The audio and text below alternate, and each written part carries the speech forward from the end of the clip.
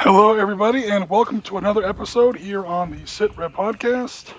I am your host, as always, Oriskany Jim, and I apologize if there's any background noise or if we suddenly get cut off because there's a little bit of a lightning storm outside. So we may lose power, we may lose internet, or you may just hear some artillery strikes that aren't really artillery strikes in the background of our video. Okay, so today we're going to take another look at 7 Days to the River Rhine by Great Escape Games. This is a great little system that has been brought to my attention by Piotr and some other people in our community. So, yeah, we've been trying this out for the last week or two, and so far I really like what we see. We tried this, I think, a week and a half ago on a Wednesday stream. Sort of a small, sort of a pickup game. We didn't even really use all the rules, like we didn't use the tactical advantage cards and some other mechanics. We're trying to bring in some more mechanics today. We're definitely going to try the tactical advantage cards now that I have a physical set of those. Some helicopters, and so on and so forth. Some more of the scenario rules as well. So let me go ahead and switch over to Mr. Camera here. Wrong button. Come on, dummy. There we go. All right, so here we are. With our table set up. I also have my little virtual opponent over there, poor Misha Bear, the Russian wounded bear. We'll see if he does a little bit better this time.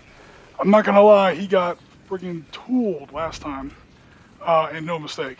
So we're gonna see if, who knows, maybe things go a little bit better for him today.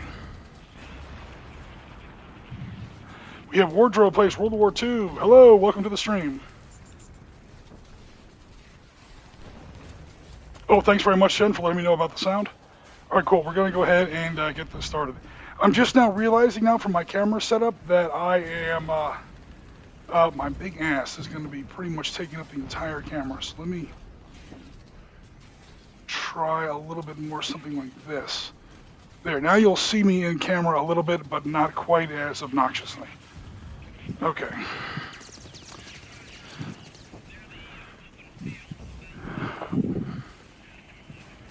I'm realizing now I don't have my little pointer stick, but that's okay. I don't think I really need it.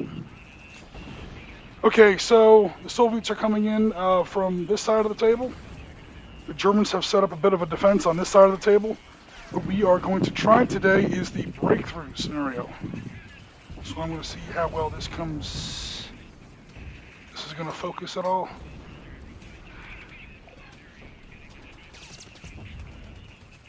Nope, come here, you.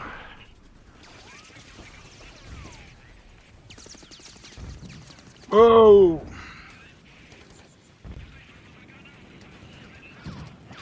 Alright, so there's the breakthrough scenario that we're going to try today. The Soviet player is the attacker, so I get to pick between, or as the Soviet player gets to pick either aggressive command or preliminary bombardment per the rules. They don't get both, you get to pick one or the other. Soviet player is picking preliminary bombardment. We're going to have the random length turn, 7 turns, 4+. If we even get that far today, folks, quite honestly, we might not even get that far today. And I know the book says unprepared. It's a special rule that they get to inflict upon the Germans. However, that has been corrected in frequently asked question page, clarification pages, errata documents, stuff like that. So that will not be in the game. So pretty much what we've got is preliminary bombardment and the random length. The Germans have 5 mortars on the table. So one thing that the Germans had to do, as I reset my manual focus here. So one thing that the Germans had to do, oh no, is because they're defending against a breakthrough, they have to spend at least half their points on infantry and support units, not tanks and attack helicopters. So out of 545 points, I had to spend a fair amount on infantry. So I've got 5 squads of infantry and 5 mortar APCs. 1, 2, 3, 4. That squad there is in the building. Hopefully that's in frame. Yeah, it's in frame. That one's in the building. And I got a 5th one back here in reserve. That's sort of my company commander, or my platoon commander there. Then I got 3 Leopard 2s, which I just realized I didn't really set up yet. I mean, they're on the table, but I didn't really set them up. So and go ahead and set up these leopards to meet the Soviet onslaught. While I'm doing that, I'll just mention that the Soviets have 6 T-72As coming down the road.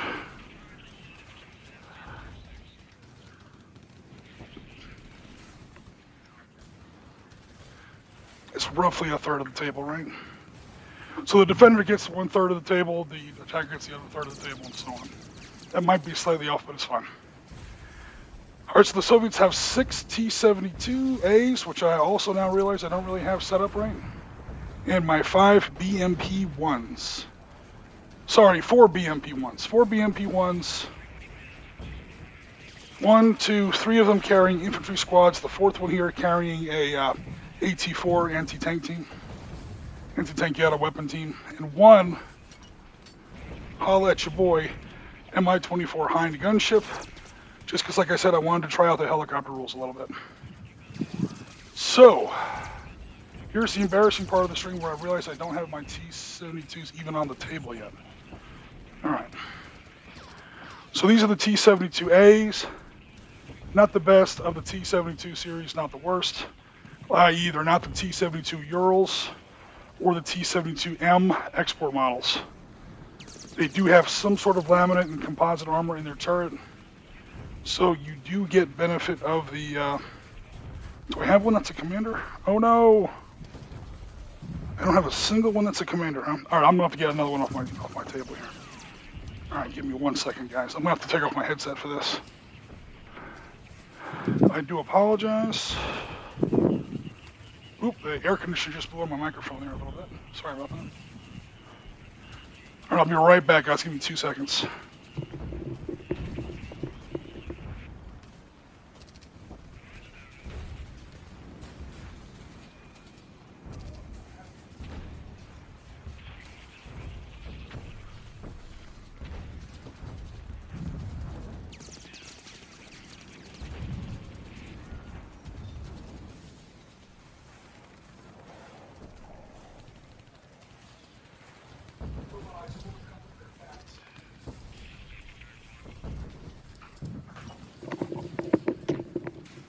Okay, I'm back. Sorry about that.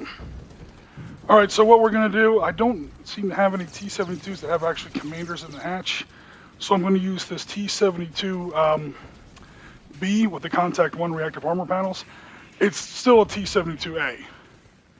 So we're still going to use T-72A stats on it. I'm just going to go ahead and use this as a proxy for a commander, or to designate which one is the commander. I usually have the little commanders sticking out of the turret hatch to, well, you know, you guys know how that works.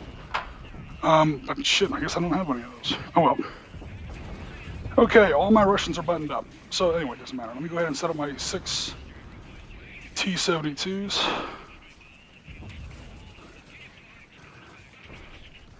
Put the commander in the back because I'm the Soviet player.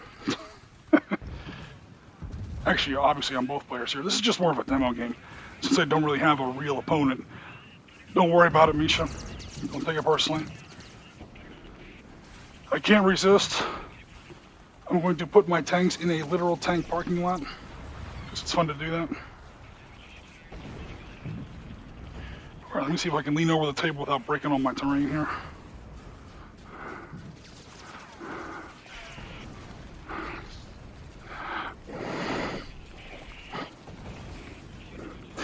So last time I played this, here on live on stream, I had a wireless mic, so it was much easier to get around the table and much easier to, you know, navigate around the studio, which of course doubles as my dining room.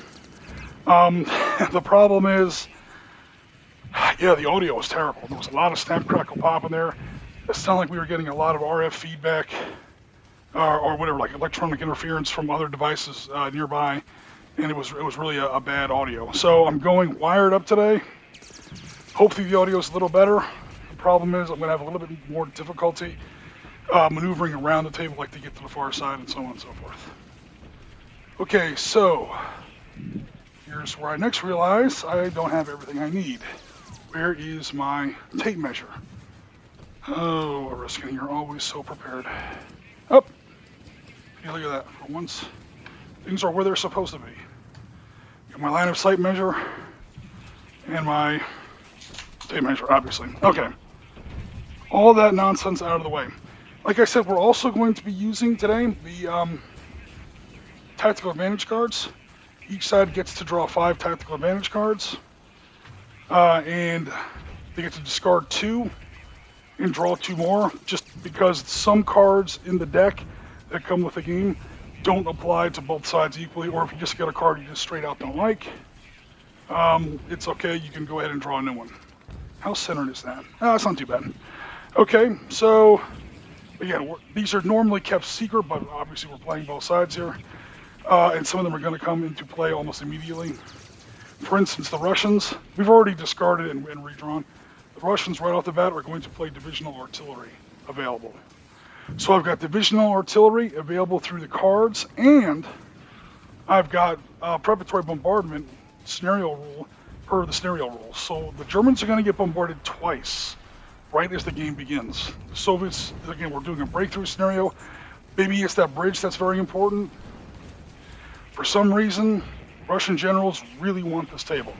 They really want this little attack corridor. This is probably the spearhead for, let's see, we're facing the Germans here, so this could be either 8th Guards or one of the other southern armies in a group of Soviet forces in Germany, or maybe this is one of the spearheads in the what used to be Czechoslovakia, and is now coming into southern Germany, say in the Central Soviet group of forces, or Central Forces. What the hell do they call it? Yeah, Central Group of Soviet Forces. Basically, another army group within the expected Soviet army invading into Western Europe. Had this conflict actually happened in 1985. Germans also have their 5 cards. No worries there. They also have some artillery coming in. So the Germans want to defend this corridor just as badly as the Soviets want to take it. We've also got electronic warfare. Yeah, we got a lot of cool stuff here on our cards. So we're going to go ahead and start the game. So at the beginning of the scenario, per the scenario rules, the Soviets come in with their preparatory bombardment. Ooh, sorry if you guys get any wind blowing on the mic there. That was just the air conditioner. So Wardrobe Plays World War II says, Kaiser over at Modeling for Advantage and I will be playing the World War II version Iron Cross live next week on his channel. Oh, cool. We'll have to check that out. Wardrobe Plays World War II. If you want to drop a link to that channel here in the chat, please feel free, or to that channel or to your friend's channel, please feel free to do so. Toki Pass, if I'm saying that right, or Tok Pass. Amazing table. Thank you very much. And Ben is here. Hello, Ben. Welcome to the chat. Howdy, all. I'll be able to listen to the first hour or so live. Cool.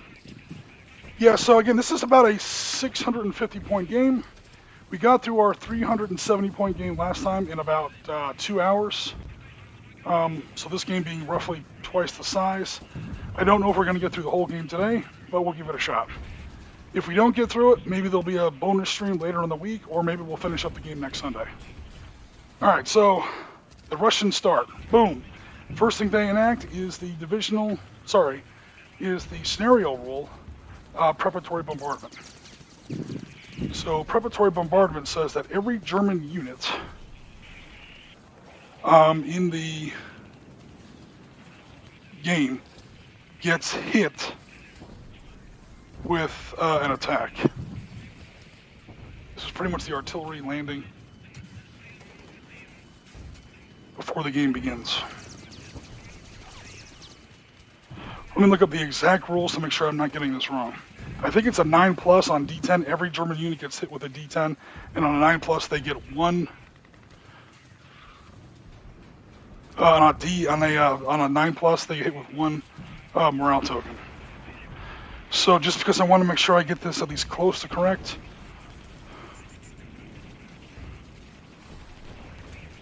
Let me look this up super fast to make sure I get it right.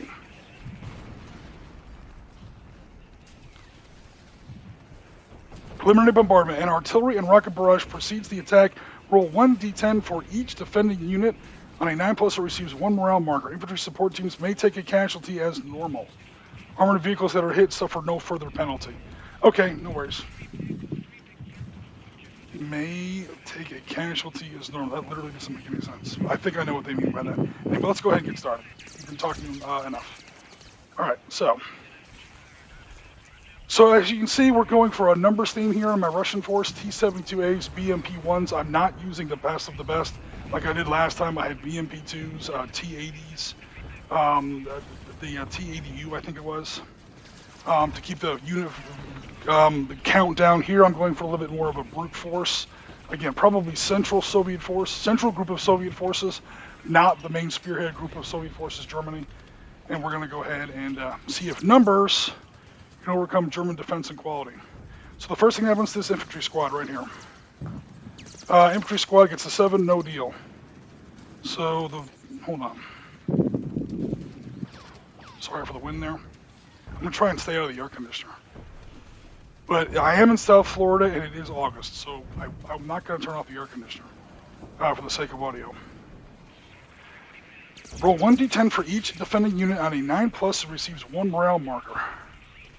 Oh, I know what they mean when they're talking about converting. I gotcha. All right, so nothing happened to that infantry team. Next, we're going to have that mortar. Mortar 1, Leopard 8. That was close. Other Leopard 8, close but no deal. Mortar followed by infantry team. Mortar 7. Thanks already. 6 for the infantry team right there by the bridge. Okay, on the other side of the bridge, a mortar. 6, no. Infantry team. 2. The Soviet artillery is not doing so well so far. That's 3rd Leopard over there. 6, no. And I don't know if you guys can see it. The infantry that's inside the building there. 4, no. And the mortar parked outside in the parking lot. 4, no. So that artillery did absolutely, I won't say it, but yeah, did nothing. I'll just put it that way. Okay, now, that was the artillery barrage specified by the scenario rules. The tactical advantage card, divisional artillery available, is now going to, the Russian player, go ahead, Misha. Misha says, I'm going to go ahead and play that card. So now the Germans get hit again. So again, 1 barrage is per scenario rules. The 2nd barrage is per the tactical advantage cards, which we didn't use last game. We're using this time. And then I'll see what's going on in the comments. Okay, so first of all, here we go. Hey, Jen, can we pull up the comments on that screen over there? Because I can't look at the rules and the comments at the same time. All right. So here we go. With now this one is an 8 plus per the rules on the card. So first the mortar, 10. Okay, morale marker on this mortar. Are you guys even able to see that? Nope, you guys can't even see that. Let me go ahead and. Oh yeah, you could. All right, so that mortar just took a morale marker. The infantry team right next to it, 8. They took a morale marker as well. Do they convert it to a casualty? Oops. Don't worry about it, Jim. It's fine. I'll look at the comments when I get a chance. So firing unit, gun, anti-tank rating 7. It's greater than 12 inches, so 1d10. And open cover, fortified. They're in cover, so I'll make it a 4 plus to convert to another casualty point. Oh, that's the wrong dice. Got a 4 plus. All right, so the Russian artillery starts to do a little bit better. That infantry squad takes 2 morale markers. Leopard. 10. Holy crap. This divisional card's already doing great. Divisional artillery card, I should say. That Leopard. 6. No dice on that one. Oh, I never rolled for that command team. Okay, back to the scenario specified. Do a quick correction. Back to the scenario specified artillery barrage. I've never rolled for this mortar and that little infantry team. 8, no good. 2, no good. Okay, we're now straight. Now I'm going to go to the tactical advantage card, artillery barrage on that same unit. Now an 8 plus will do it. Get a 3, no good on the vehicle. 5, no good on the infantry squad. Okay, mortar Infantry team. Martyr, no good. Infantry team, no good. Other martyr and infantry team. 2, 4, no good. God damn. All right, there's a third leopard hull down behind that hedge. 4, nope. Infantry inside the building. Nope. And the martyr parked outside. 9, that did score a morale counter. It's not infantry, so it doesn't get to convert. The Soviet player doesn't get to try to convert that to an additional damage point. Or casualty point, as they say. Alright, so that was the artillery. Artillery's not going to kill anybody, but it's going to pin down units and suppress them a little bit. And it seemed to have a lot more effect over here on this side of the table than it did way over there. Alright, so let me go ahead and recenter the camera here a little bit. Alright, Misha, your artillery didn't do that much damage, dude. Hate to tell you. This card has now been played. Set it off to the side. Just to get everything out of the way, the Germans say, oh yeah. Oh, I have to have the initiative to actually use the German artillery card, so that one's going to have to wait.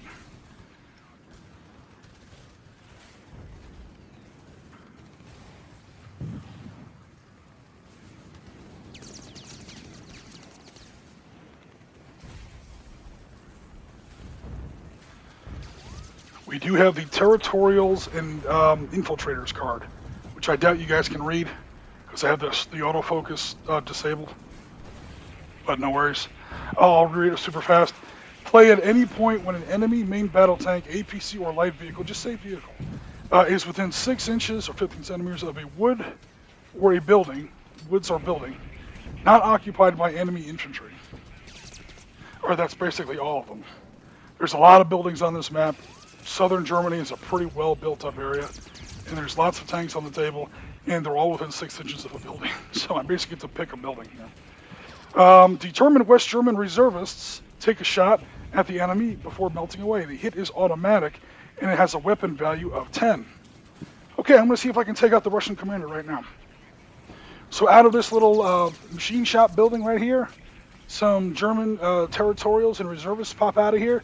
They try to do a quick attack on the rear armor of this T-80. I'm sorry, this T-72 that has the, again, it doesn't really have that reactive armor on there. I'm just using that to mark it as the commander. Because I'm going to have to repaint some of these guys. I don't have any Russian tank designated as a commander the way you normally do by putting the little, half a figure standing up in the commander's cupola. I can't believe that. Then again, I painted these guys like 6 years ago. Okay, so that's the commander. Again, invisible troops that we can't quite see pop out of here, and they're going to take a 10 attack against the rear armor of that command vehicle. Now, in the game, they don't really have rear armor, at least not a rear armor value. They do have a rear armor arc, but it's the side armor, which I might have to house rule at a later time, but we're not going to do it now. Because this is my second time playing the game. I'm not going to, play the game on my second time. Don't really know the rules yet. And, already start making up house rules. So, you guys probably can't even read that. The Soviet tank has a 13 side armor. Again, kind of a rear armor, but the same thing. You guys get the idea. So I got 10 attack versus 13.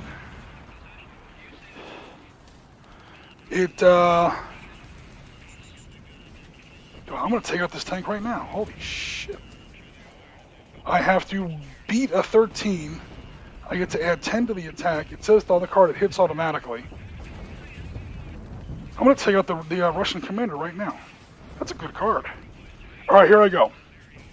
I roll a 3 plus 10 becomes a 13. That's exactly the same armor value as the tank. When you do that, you max out the tank's morale rating. And the T-72 has a morale of 5. So 1, 2, 3, 4, 5. We're going to go ahead and put 5 morale markers on the Russian tank, the Russian commander tank. He's already maxed out. He's already,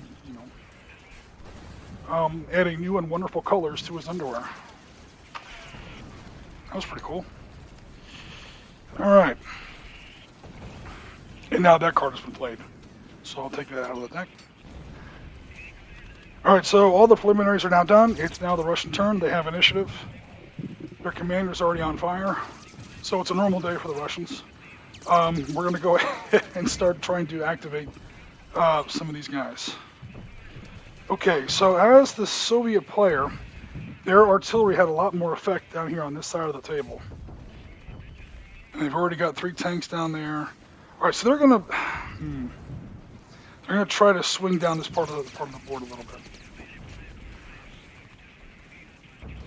Although, do I already have line of sight on some of this German stuff?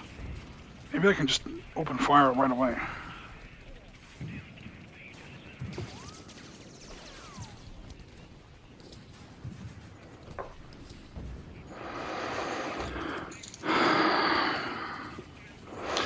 Blocked by the tree. I gotta shoot past, we'll say these vehicles, because vehicles tend to block line of sight in the game. Okay, so it's not quite as open as I thought.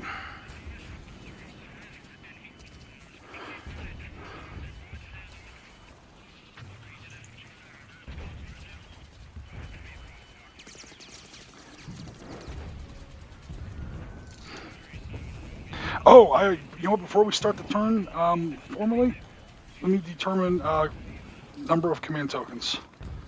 Infantry team, anti-tank team, 3 tanks.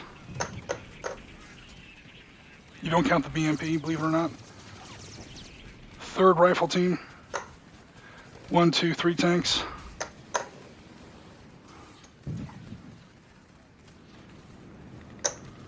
And 2 for the commander, who is not burning, but he's just really freaked out right now. Alright, so that gives the Soviets a total of 1, 2, 3, 4, 5, 6, 7, 8, 9, 10, 11, 12 command tokens. Wow, yeah, these turns are going to take a little longer. Alright, let's get started. This guy's going to fire an anti-tank missile against that martyr. Against that that leopard. It's obscured because he has to shoot past hedges and so on and so forth. So we will have to add 1 to the roll.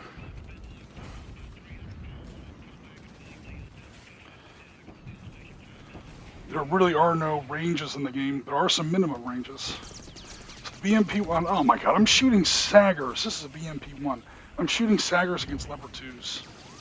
That's like beyond pointless. If I do hit, I literally have to roll. I have to roll 2 10s. Because 9 is the anti-tank's weapon value. I have to beat an 18, which means I have to roll a 10 to score a 19 to beat his 18. And because he has special armor against my high explosive warheads, I have to roll a 10 twice. So until I get on his flanks, for a Sagger to penetrate a Leopard 2's frontal chopper special NATO armor is literally going to be 1 in 100. I have to roll 10 twice on 2d10s. So never mind, that's literally less than pointless. Wow, these BMPs really are shitboxes.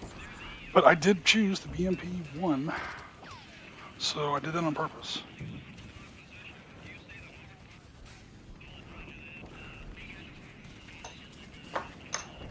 Alright, so both of those guys are going to take move and fire. BMP-1 is a light vehicle. Light vehicles in this game. Did you turn down the air conditioner, Jen, or? Okay, just turn off on its own. No worries.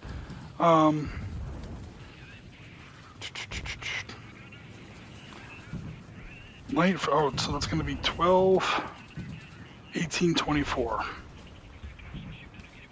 If I take rapid movement, I won't be able to fire afterwards, so my movement is now 12. Alright, 12.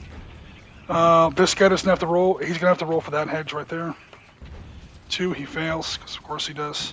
That means he does not get to fire. That's the mistake I made in the last time I played this game. I allowed that unit to move after it had got bogged down in the hedge, which you're not supposed to do. The infantry, however, was already dismounted.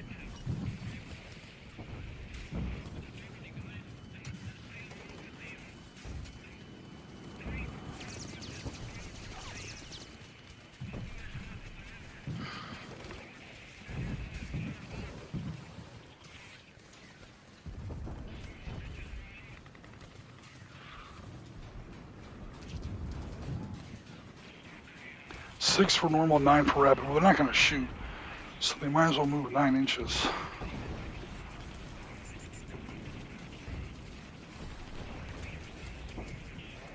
The problem is that they move 9 inches. They're going to be right in the middle of this open parking lot. Thanks, Terrain. I appreciate the help.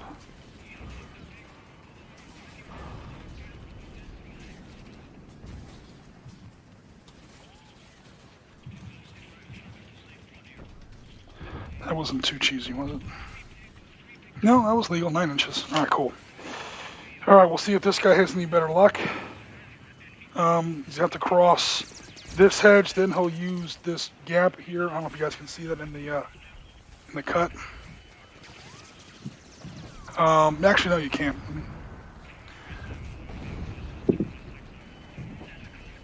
Having a really hard time, guys, like tracking where the camera can actually see and play the game at the same time. So just, it's all cool. Just bear with me a little bit.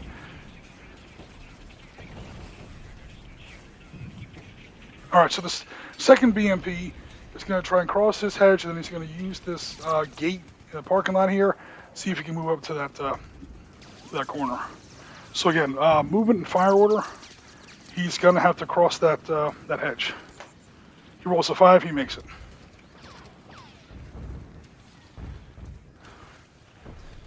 It looks cool, but it's really getting annoying. These little dead trees on my map. Try not to run over your own guys. Takes an obscured position behind that corner of that building. You probably can't see that very well.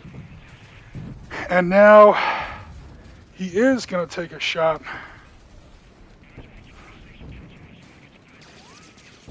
But what's his speed? Let me see how far he can move. This is really getting annoying. Speed, rapid move. I can't take rapid move. The speed is only 12 inches. So he's probably already move a little bit more, but I don't think I want to. And then he's blocked by these vehicles in the way, civilian vehicles in the way, from that BMP. Well, he's on high ground. You want to 4-up it? Let's 4-up it. See if you can shoot over these vehicles to hit that mortar on the high ground. 1, he's not able to do it. Are you trying to retain more activations for the Soviets this time? Yes, Dean, I promise. I'm not going to botch their activations like I did last time.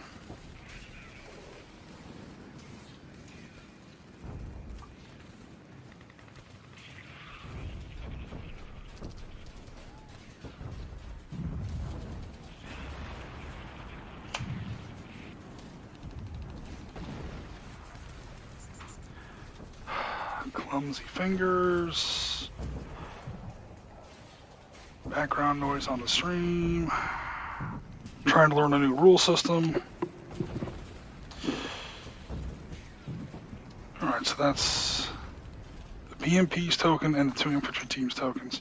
Okay, cool.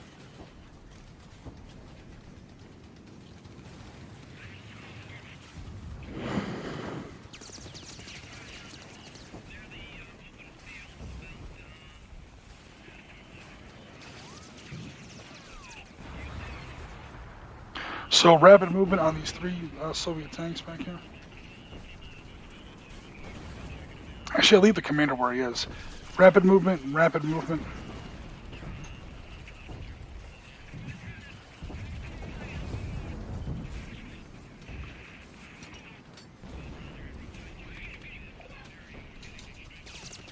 Rapid movement for a fast MBT, T-72 is considered a fast MBT, is, I'll stay on the road the whole time, 24 inches. Oh boy.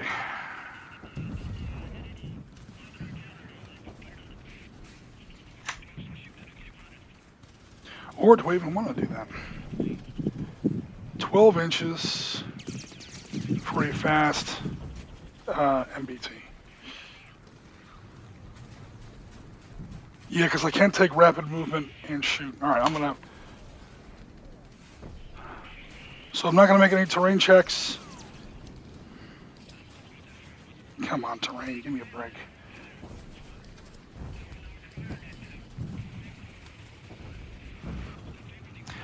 He's just gonna go down this road, do this little fish hook, and come back around this way.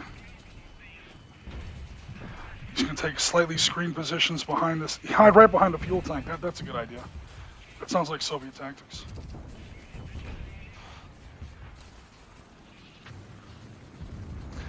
He's hiding right behind this huge parking lot sized propane tank. I'm sure that's gonna be effective cover.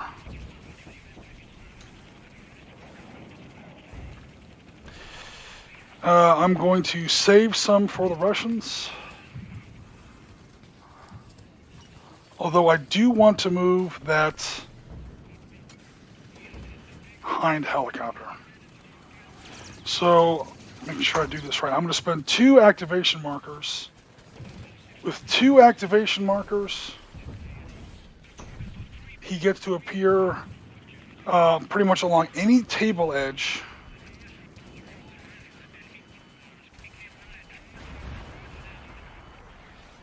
Oh, that's the one I didn't spend. All right, so these 2 I'm going to spend. He's going to appear from any table activation edge except the enemy table edge. He gets to appear from anywhere on the table edge and put a and launch an attack.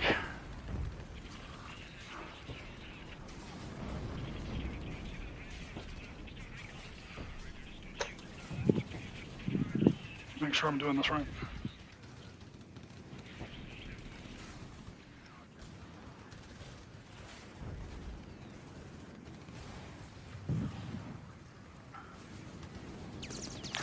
Attack helicopters. Attack helicopters can never react. Well, that's not how they work. Yeah, no worries. Attack helicopter. By spending 2 tokens, the attack helicopter may be placed anywhere on any table, any side table edge. It can never be placed along the opponent's table edge or within 12 inches of his table edge.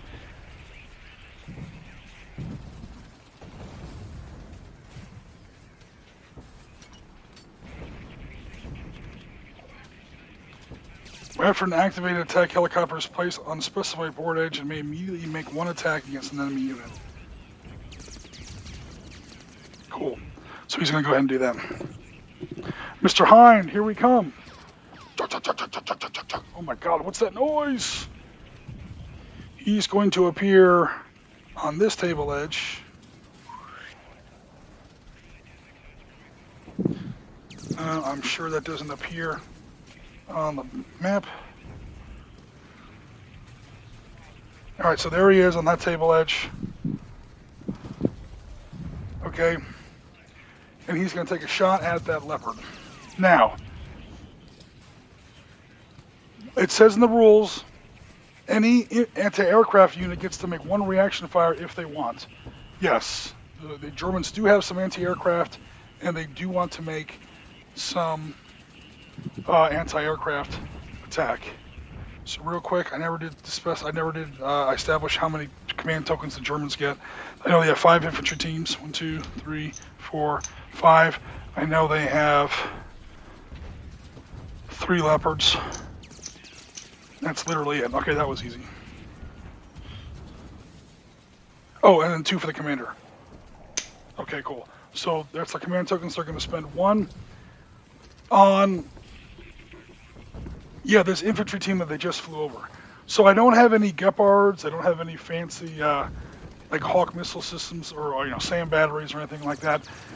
Every infantry team in this game, however, does have the man-pad special rule. So somebody in there's got a Stinger or whatever the West German equivalent of that system is, and they're going to try and put a missile into the belly of that Hind gunship. The rule is pretty harsh. They have to make an 8+. I swear to God, if the Germans shoot down the Hind right off the bat, I'm gonna end the stream. Just kidding. But we're gonna see what happens here. All right. So here we go. 8+. If not, well, no matter what, this guy still gets to make his missile attack. He's gonna try and put a missile into the flank armor of that Leopard. All right. So here we go. A 6. The missile misses. Germans have now spent 1 activation token. No worries there. And now this clown here gets to shoot his AT. Oh God, what the hell was that? The aircraft version of the AT-5. So here we go. Come on, Hind gunship, do your thing. So let me look that up real fast. I got the card for it here, so no worries. Super quick. Oh, I'm already losing my voice. Okay, the Mi-24 Hind. You know, I know you. I apologize, you can't read it. I can't keep messing with the focus, like back and forth. But I've got all the stats on all these little cards I wrote up. Anti-tank got a weapon, which, yeah, he's definitely using. He's not using his chain gun. He's not using his rockets. He is going to... This thing is worth 100 points, but good God, it's going to do some damage. It gets a 4+ to hit, and then it does 12 H damage. Oh, wow. All right, here we go. 4+ to hit. 7. It did hit. AT-5 or AT-4, whatever the Hind is carrying, just hit the flank armor of that Leopard. Oh, by the way, that's also the commander. Oh shit! Hey, fair play. They took a shot at the Russian commander, and they're going to take a shot at the German commander. Okay. Oh, by the way, the reason, again, correct me if I get any of this stuff wrong in the rules. The rules say, talking about anti-aircraft missile fire, Germans have 5 more missile teams on the table. The game says when you put an aircraft on the table, any 1 unit, the word 1 does specifically appear in the rules. I'm looking at page, lordy, page 20 of the rules. Second column, reaction to anti-aircraft fire. The defending player may react with any 1 dedicated AA unit or infantry unit with LOS to the firing attack helicopter. So I reacted with 1 and missed. That Hind's going to be worth its money. Then again, he is like a 1/6 of the entire budget of Soviet points. All right, so here we go. Also, this Hind might actually get to blow something up. For the first time since I got the model in November 2015. Even then, he didn't do that well. Okay, so it does a 12H attack against the 13S armor of the side of the Leopard 2. So I'm going to roll 2d10s, add 10 to both results, and take the worst result. Because that's a high explosive anti-tank warhead on that missile, and it's hitting special armor. Chabum, laminate, ceramic, whatever you want to call it. The game kind of rounds it all off and just calls it special armor. Alright, so that means I have to roll twice and take the worst of 2 rolls. So 2d10s for the Hind gunship. I get a 6 and a 10. So sadly I have to throw out the 10. I'm now left with a 6. 6 plus 12 is 18. That exceeds the number on that side armor of that vehicle. That German vehicle is officially smoked.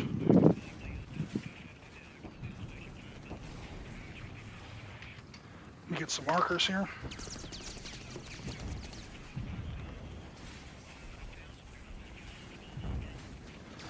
Oh no! Germans just lost their commander. And when that happens, that is going to mean I lose 1d6 command tokens for this 1 turn right out of the German force. 2 command tokens are temporarily spent out of the German force. Unless I have the junior leader card. There's a card that defeats that, but I do not have it. Okay. You know what I never did? I never rolled to react. I was supposed to roll to react on that. Okay, I made it anyway. It doesn't matter because that missile missed. But technically, you're supposed to roll to see if your reaction, if you get to react. Okay. So that was 2 tokens, 2 Soviet tokens spent on the Hind gunship. That leaves me with 4. Don't overspend like you did last time. Home slice. Don't overspend like you did last time. Oh, there's already lines of sight, easy lines of sight over here. I'm going to spend 1, and then that's it. Lead T-72.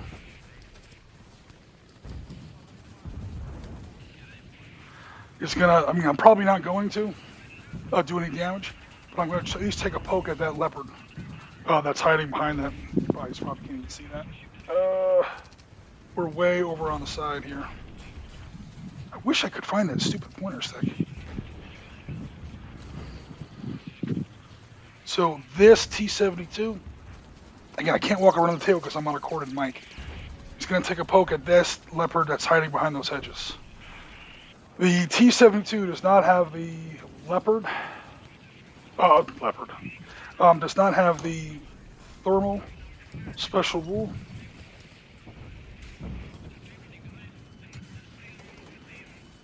However, the Soviets do have the tank missile rule. Let me see if that does any better. I doubt it will, to be honest. Because I'm sure that a tank missile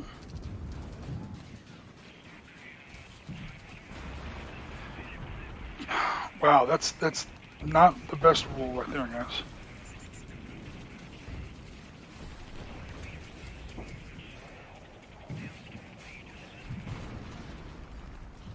Play this card to allow a Soviet tank with the missile tank trait to fire an anti-tank guided missile. Okay. I don't think any of my guys have that. I have the old busted T-72As. So I may have taken a card that is no good. Okay, none of my guys have the tank missile card. So I'll tell you what I'm going to do is, I know you're supposed to do this before the game, I'm going to discard the tank missile rule. I misunderstood how the card works. This is my second discard. I'm going to blindly draw a new card for the Soviet player. Airstrike, much better. Okay, cool.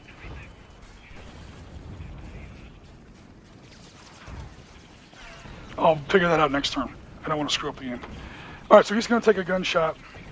He hasn't moved. The leopard hasn't moved.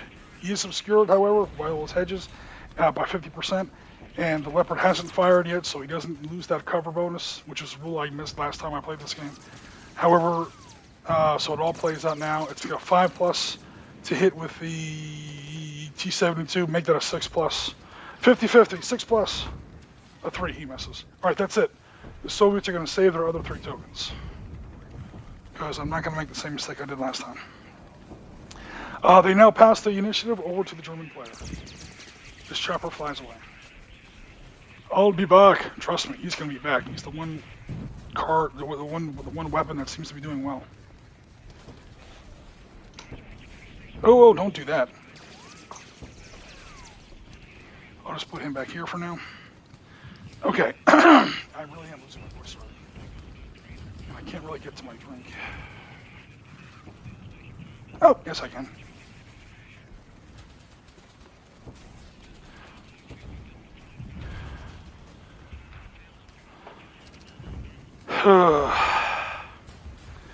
Okay, the Germans now don't have too many commanders left because or too many command tokens left because they just lost their commander over there.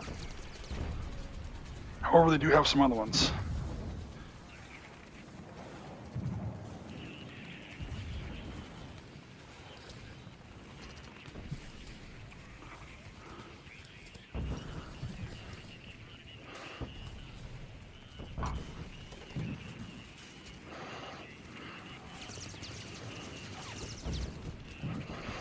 That mortar is going to fire an anti-tank guided weapon.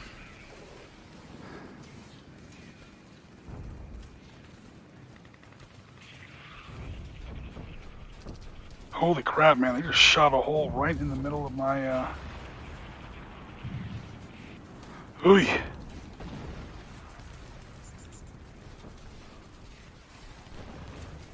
Alright.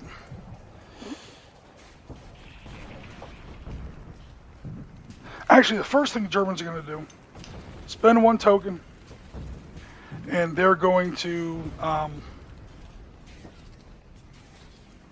me put this by the right unit so I don't lose track. They're going to spend 1 token to lift some morale markers. The battle group morale rule they're going to use. So roll a d6. A 2, I don't think that's anything. Battle group morale, I don't think a 2 does any good on that.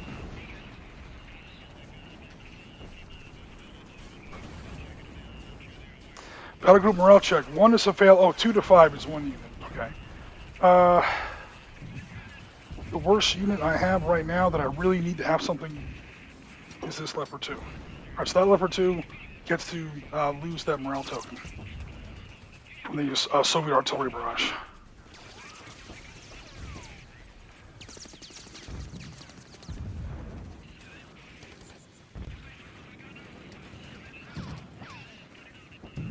Now he's going to make a rule to cross this shallow stream. A tank to cross terrain is rough or very rough. You know, let's call that very rough terrain. So a tracked vehicle has to roll a 3+. He fails. Oh my god. Russians or the Soviets aren't doing so well, or the Germans aren't doing too well so far. And that is it. He cannot fire now. Which means he's going to get lit up by the Soviets. Oh no, the Russians might win one. Alright, this guy over here is going to go ahead and fire, and he's going to fire that anti-tank missile I mentioned before.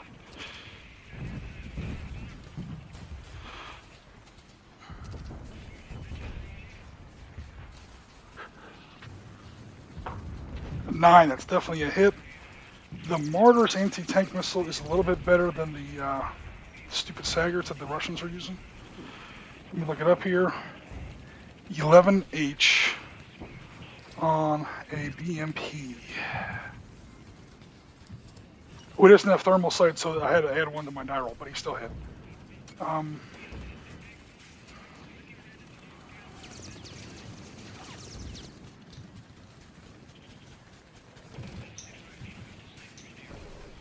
So now I have to 11H versus the BMP's armor. Sorry. The H doesn't matter because the BMP doesn't have special armor. Then I will close the rule book and check the comments.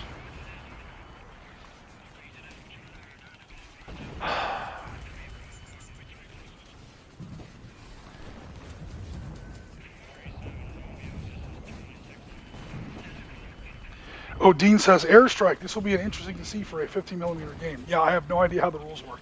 So you're going to have to bear with me. Because, again, this is my first time playing with the tactical command, or I'm sorry, the tactical advantage rules. Tactical advantage cards, which of course are an important part of the game, so I want to play with them. Yeah, we'll see how that works.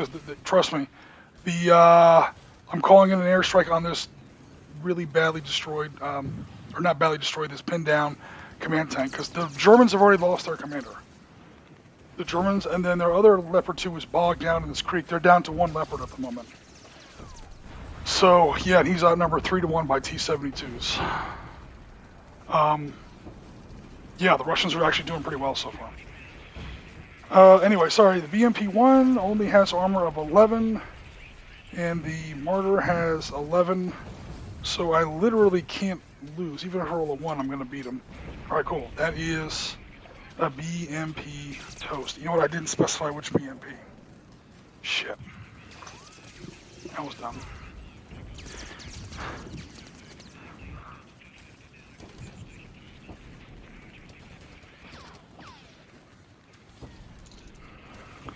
Or this one here, 3+. Do we have line of sight on him? 6, yes. That's a slightly less cheesy shot. So I just did a quick 4-up to see if that mortar can see over these cars and trailers in this parking lot and actually put a missile into that BMP. Short answer is yes. Because this shot here was really dodgy. Okay, so that blew up. No worries there. And now the Leopard is going to try and take out that elite T-72. The lead T-72 is going to spend one of his 3 remaining reactions to try and take a second shot at that Leopard 2 before the Leopard 2 takes a shot at him. So in order to do that, I have to roll, let's see, reacting against a vehicle that's obscured is a 4+. Probably shouldn't have done this. Oh, we got a 5. Okay, the Russian gets to shoot again. A 4, I think he missed. Yeah, he definitely missed. Okay, now the German's going to go ahead and take his shot. It's a 4+ for a Leopard 2 to fire. All that intervening terrain does not matter because the Leopard has thermal sights. 5, he does hit barely. Okay, that Leopard has an 11 hit against frontal armor on the T-72A, the Dolly Parton, as they used to call it. I'll leave you guys to figure out why. 15 special armor. Special armor doesn't matter because this isn't a high explosive round. This is just a straight up Sabo round. So wrong dice. 11. I get to add 11 to the roll. A 1. Come on. Germans are not going to win this one. 1 on top of 11 becomes 12. 12 against 15. That did not penetrate. It only glanced off the armor of that T-72. That's crazy. RH-120 just failed to blow up a T-72. Medina Ridge, 73 Easting. This is nuts. That's what you get for not using depleted uranium rounds, Germans. Get off your high horse. Okay, the Germans have 3 morale tokens left.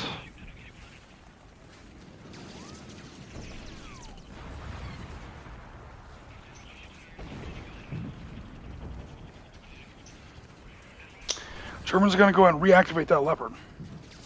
So I have to beat a 1+. 2, barely. Jesus. So you get to reactivate the same unit over and over, guys, assuming that you can roll an activation roll that exceeds the number of previous activations already played this turn on that unit and any morale markers. So that German Leopard 2 had no morale markers on it and already activated one, so basically I had to roll above a 1. And I rolled a 2, I barely made it. So long story short, he gets a second shot on that T-72. A 10, that's a hit. Come on, roll better on the penetration this time. 2, gee, what the hell, you shooting paint rounds, oddball, what the hell? 2 plus 11 is 13, again failed to penetrate. However, let's give him another morale too. Okay, the Germans have 2 more.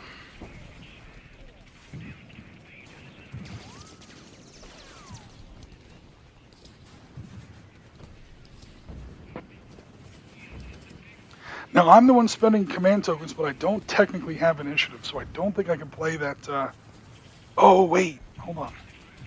Superior marksmanship. Aha! Superior marksmanship. Play when you announce a firing action with NBT or light vehicle or helicopter. You may re-roll. Oh, you can roll the hit, not the roll the... I'm not having a problem penetrating. I'm having a bad time hitting.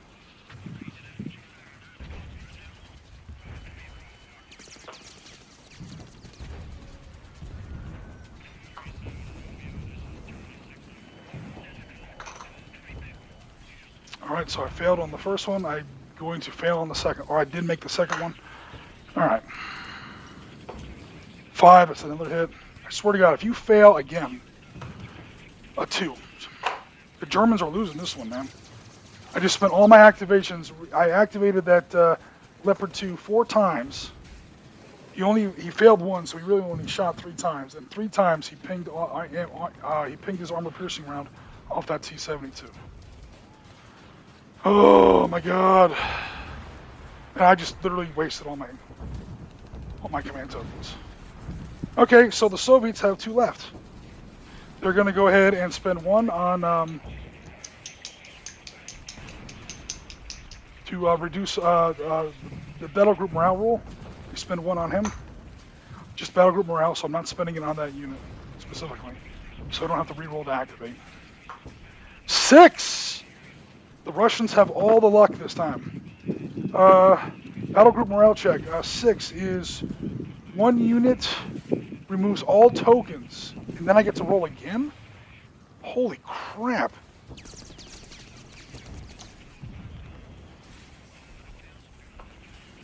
5. Have any what? Well, I should have taken my commander. Oh, shit. I already declared it. And now with 1 left, movement and fire on this guy.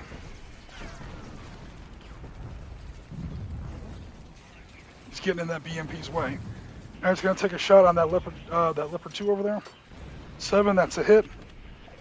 What is that? T-72. T-72 gets a... T-72 gets a gun of 10 plus. Oh, I did have to add 1 to my morale, but to my chance to hit, but again, I still rolled a 7. So 5 plus became a 6 plus, but then I rolled a 7. I had to add 1 because I moved. Again, that's just the rules of the game. I don't know how this game handles stabilized guns. I don't even know if the T-72A had stabilized guns. I know the later T-72s definitely did, but anyway, let's see if I penetrate. 10 versus 18, I have to roll literally a 9 or a 10. Holy crap, that's a 9. That's a 9, I don't know if you guys can see that in the focus. 9 plus 10 is that, yeah, the Germans are totally losing this game. Misha's getting revenge. Misha, how's it feel to win a game for a change? Here's my little make-believe opponent. Holy crap, man. Germans are getting stomped. And now the Soviets are out of tokens. That ends the turn. Let me go ahead and pick up all the tokens and we'll begin turn 2.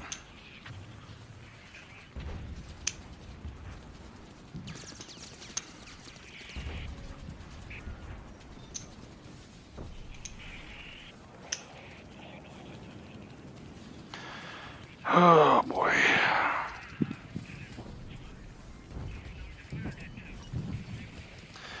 Personally, I'd play this in 6 mil, Simon Stokes. I guess that wouldn't be a very live, friendly stream though.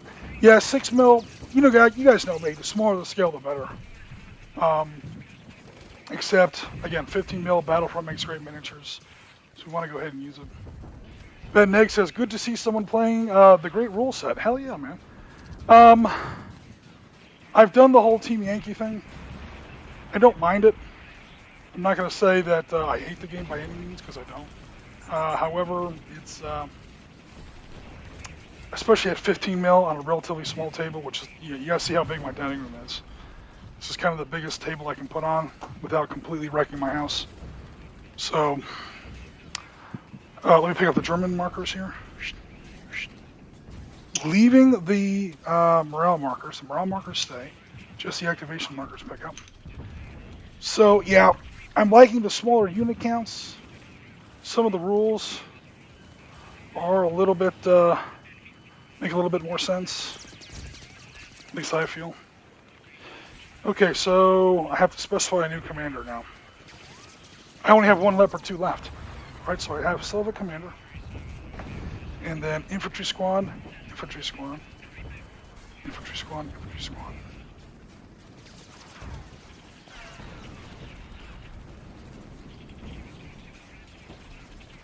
And 1 Leopard.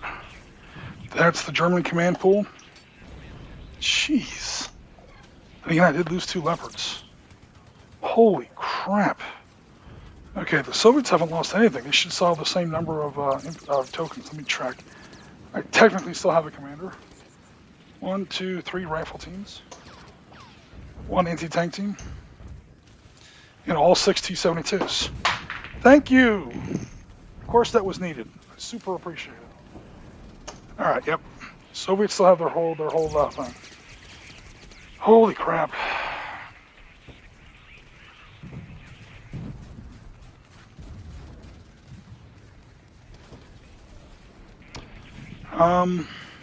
Cool, so we'll start the new turn.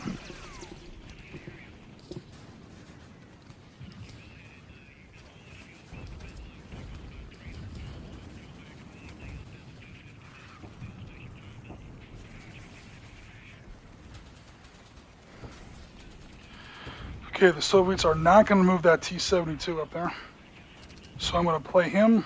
I'm declaring I'm going to play my depleted uranium munitions card for the Soviet player. See if we can... oh, what am I talking about? I already killed that stupid tank. I forgot that leopard 2 was already burning. All right, this guy is going to take a poke at... Does he have line of sight? 50%, it's obscured, so I'll give him the +1 to miss. All right, so he has to roll a 6+. Well, I play this card when I score a hit.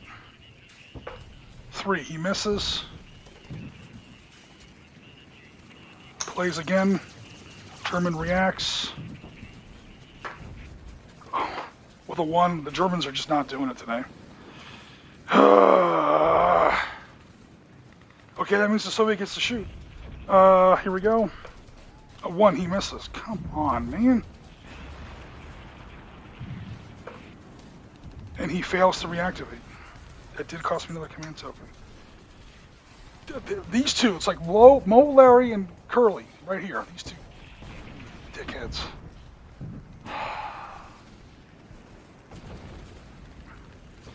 The German will try to react again. 4, this time he made it. Superior marksmanship. I gotta take out somebody. Germans are playing the superior marksmanship card.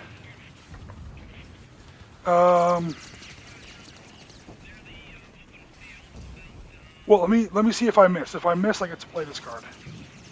I don't think I'm going to miss, though. He hasn't moved. He has no morale tokens on him. He is obscured, but he's got the thermal sights. He hits on a 4+. 2. Come on with the dice. Superior marksmanship rule. A 4. Barely! With the card. Watch me not penetrate this time. It is a +11 against a 15 armor. A 7 plus 15. Sorry, 7 plus 8. 7 plus 11 makes 18. Okay, we finally took somebody out. Is that a catastrophic explosion? 2. Nope. Still, it is a vehicle kill. Oh my God! The Germans actually killed somebody. Imagine that. Took them 2 command tokens and a card. They finally did it.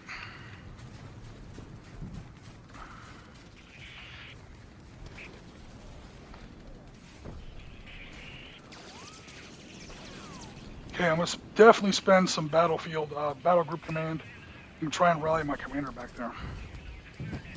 Alright, so D6. 2, I remove 1 token.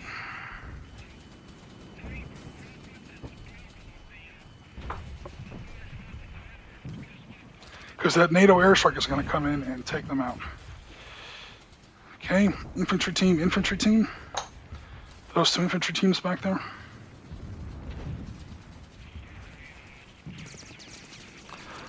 Rapid for infantry is 9 inches, assuming no roads. I'm not going to count that chain link fence as any kind of terrain. The creek on the other, or the river, stream, whatever you want to call it, is another matter.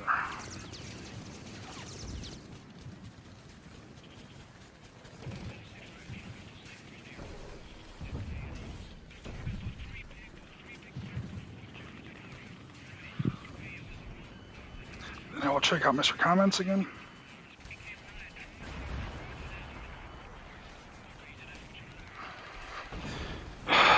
So, just so I remember that and that.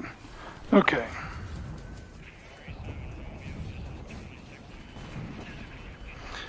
Does the BMP have a line of sight on that mortar? Before I spend a command token, I'm going to roll just a 4 up to see if he can see over these small vehicles and hit, because that mortar's on high ground. 2, he does not. Okay, so he's going to have to move then. And if he moves, he won't get, he's going to go ahead and move. He won't get to fire his anti-tank missile. So I'm going to activate him anyway. But he's just not going to fire from that position. You can never move and fire an anti-tank missile at the same time. He's going to, since he's not really going to get he's not really going to get a chance to shoot, he's going to use the rapid movement. He's going to kind of turn around, go between these shipping containers, knock down this chain link fence, and pretty much park himself, just to make sure this martyr doesn't try to flank him. Okay, that martyr saw that, but I don't have that many command tokens left for the Germans. I know he's not going to shoot at me anyway, so I'm not going to waste a command token on him yet. Oh, you know what I didn't do for turn 2? I never rolled initiative. It's kind of too late now, but I always want to see if the Germans get initiative so they can use that airstrike card. Germans with a 5, Soviets with an 8. Nope, Soviets retained initiative, so we're back on track. Nothing's gone wrong rule sequence-wise.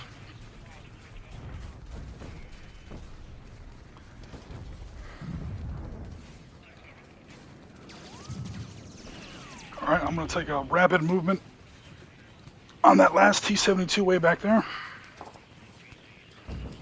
Rapid movement for a quick MBT on highway or on road is 24 inches. They're going to get real bold now that that Leopard 2 is burning.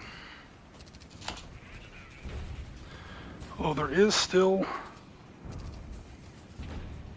or there are still some mortars over there with anti-tank weapons, so I got to be a little careful.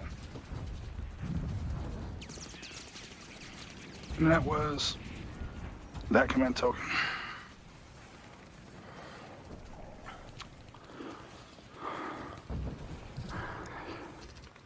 Yeah, I would agree that games like this would look a little bit better in 6mm, just in general, especially on a relatively small table like this. What I should have done was had the Germans here and the Soviets here and done more of a use the long edges of the table. Give me a little bit more maneuver room. We'll definitely do that we'll definitely do that next time.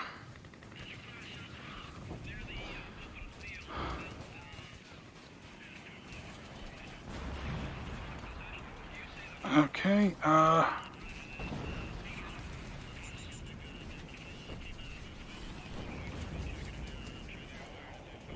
you know, the Russians are going to strike while the iron's hot.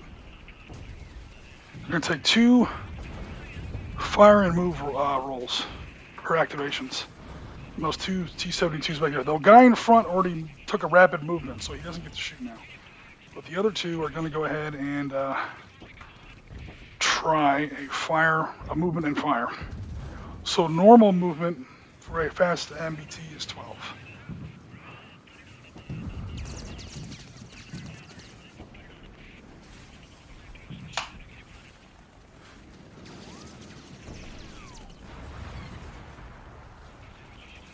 They can't quite get high enough to get any kind of line of sight on this mortar back here. But they do have line of sight. They do now have line of sight on that mortar. You guys can probably barely see. We're on that other end of the table.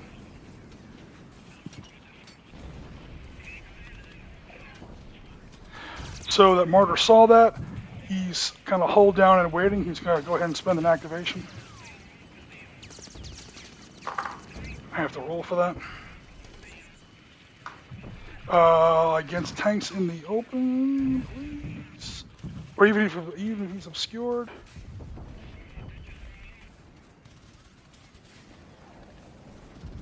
They're in that open intersection, so we're going to call that open. Cool. So the martyr with a 3 did barely make it on his activation check. This isn't going to be a terribly awesome shot, though. 9, he did hit. All right, so now that is the Martyr's anti-tank missile. Which, it's 3 plus the hit. Okay, no worries. He definitely hit 11 H to penetrate. However, that's technically special armor. That's the T-72A. I don't 100% agree with that rule, but... Or not with the rule, with the... I love how special armor works in this game, so I don't have a problem with the rule. The fact that the T-72, which doesn't have any reactive armor, gets that rule. That's kind of weird. But again, I'm not going to start changing rules in the game that I don't fully, I'm not very experienced with yet.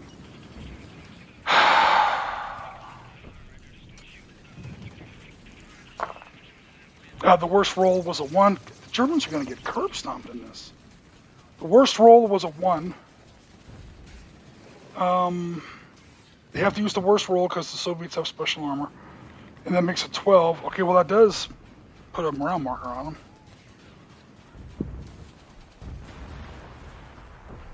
Now the Soviets are going to go ahead and shoot twice. They got 2 tanks there. They did move, and they don't have special thermal sights, so their chance to hit goes up to a 7+. 7+ for, I'm shooting both Soviet tanks at once. 4 and a 3, they both missed.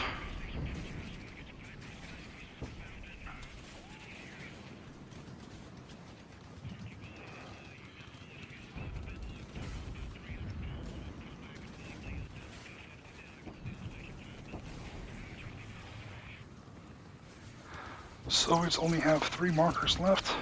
Damn, these go fast.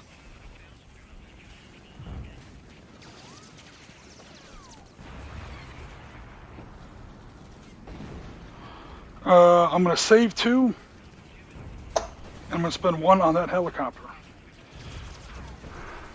Although, if I only spend 1 on the helicopter, it has to be on my own table edge.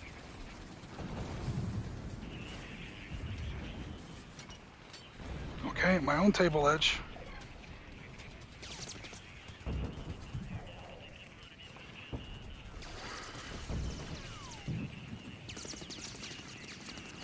Do I have any targets? Maybe I won't use the helicopter. Oh yeah, table edge. He takes a missile shot. It goes right down towards these. To the leopard that's stuck in the creek. Okay. 1 infantry team saw that. Germans are going to try to react. I'm going to use a guy that did not take any morale damage. So let's see what happens. An A+ would really be nice here. Come on, Germans. Do it. A 5. They missed. Although I technically never even rolled to activate those Germans. A 4. Okay, they activated, and they missed. All right, no worries. Now that Soviet is going to go ahead and fire his missile. There's intervening terrain, and the Hind does not have thermal sights. So that's going to be a 5+ to hit. 2, he missed. All right, the Germans might start to turn it around a little bit here. Okay, that was on the Hind I spent that. Soviets have 2 tokens left. They're going to keep them in their pocket. Over to the Germans, who only have 4 tokens.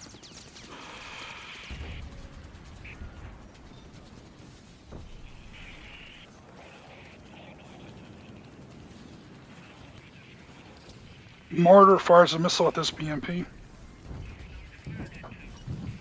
The BMP has moved, so he does not get to shoot his missile. Make sure I get that roll right this time. However, I'm going to try and shoot my 76mm gun at that mortar. You never know. React against a vehicle that's in the open is a... Vehicle in the open is 3+. 5, he does make it. Russians are getting good rolls this time. So, 76mm gun only. A chance for that. He has no morale markers on him. Nope. And you don't add previous activations. So,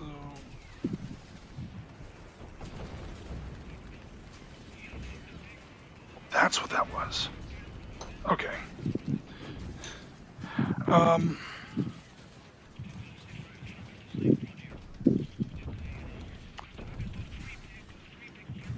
No, the BMP's friggin' trying to stay out of that air conditioning wind. BMP's gun. There it is, 6+ to hit. The enemy's not moving. He technically did move this turn. So I had 1 for that. There's no intervening terrain though, so it stays at a 7+. 10, he hits. Dude, the Russians are killing it this time. You guys probably can't even see what I'm talking about. Oh yeah, you can. We are trading fire between... There he is. This BMP and this mortar. So this mortar was trying to put a missile into him, however he reacted first. And he did just score a hit. Now, is he going to penetrate? Probably. It's a 76mm shell against a Martyr's armor, which is not great. Martyr only has 12 frontal armor. BMP's weapon hits at a 7. Well, the Martyr might survive that. Not the way the Russians are rolling. 5 plus BMP, damn it. 5 plus 7 is 12. That's exactly the Martyr's armor rating. That means I'm going to max out the Martyr's morale check. 1, 2, 3, 4. What's the Martyr's morale? Martyr's morale is 4. He's already got 1 point on him, so I'm going to give him 3 more.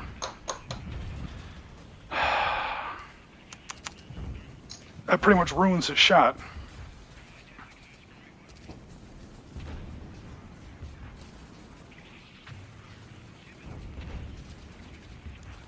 Nevertheless, I already spent the token on it. I already declared it. He's going to go ahead and take the shot. So it's a 3 plus. It's a pretty good missile. It's a 3 plus missile. However, I now have to add 4 to the results. Or 4 to my target number. So now it's a 7 plus missile. Of course I'm going to miss. I've already spent my marksmanship card. A 6. He just missed. Oh, BMP, you're so lucky. Alright, Germans are going to spend an activation on that infantry unit.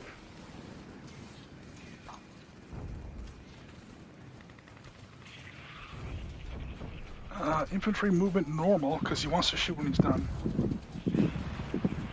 Is 6.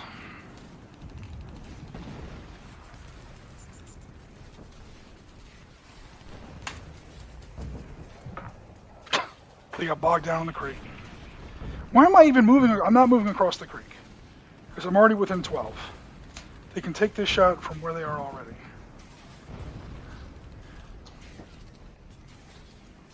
It's not even worth it to cross the creek.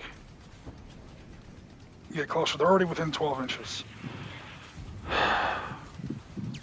German infantry.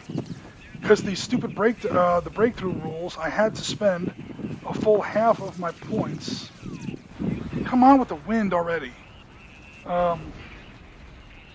And now, of course, I don't have my German infantry card. Yeah, it's right there. 5 plus to hit. I have the law rule, 12 inches, weapon 8 plus 5 plus to hit. They did move, so that is going to be a 6 plus to hit. They did score a 7. Okay, it hits on... Well, it hits on an 8 as a weapon 8. It hits on a 5 plus, the weapon strength is 8. Against the BMP's frontal armor, which is not special, of 11. Okay, they might actually do this. 8 plus 8 is 16. That easily exceeds the BMP's. Armor. All right, real quick, just to see, is that a catastrophic kill? It's a 4 plus for the Russians. Nope. That is him smoked. All right, cool. So the Martyr couldn't get it done, but the infantry team got it done. By the way. Oh, there was I had to add 2 to the roll, but I still made it. But just for the record, and to keep the rules straight, you do have to add existing morale tokens on the unit as a penalty to your chance to hit. That's why that Martyr missed, because he got maxed out on morale by the BMP's reaction fire.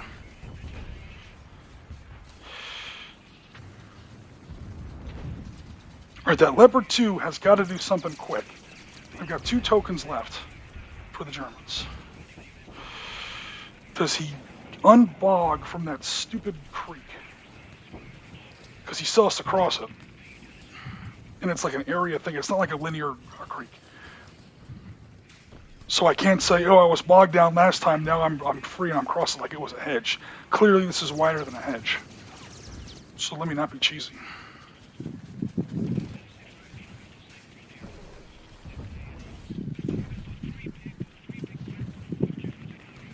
Wheel tracked IFE is a 6. Sweet. Oh my god. Oh, I had to activate past, I had to roll over a 2 in order to activate them. Double sixes. Okay, the Germans are warming up. Hopefully. Good God. Where's all that infantry? Okay, there's a shit ton of infantry over here.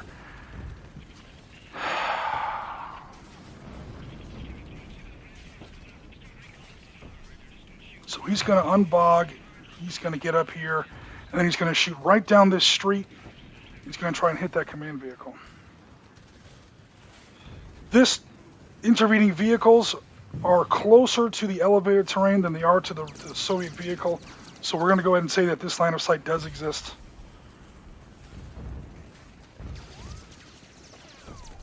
Because, again, elevated terrain. Here it's been more equidistant, so we've been rolling 4-ups to see if that mortar and these BMPs could hit each other in the past. In fact, it's almost exactly between the two. Halfway point.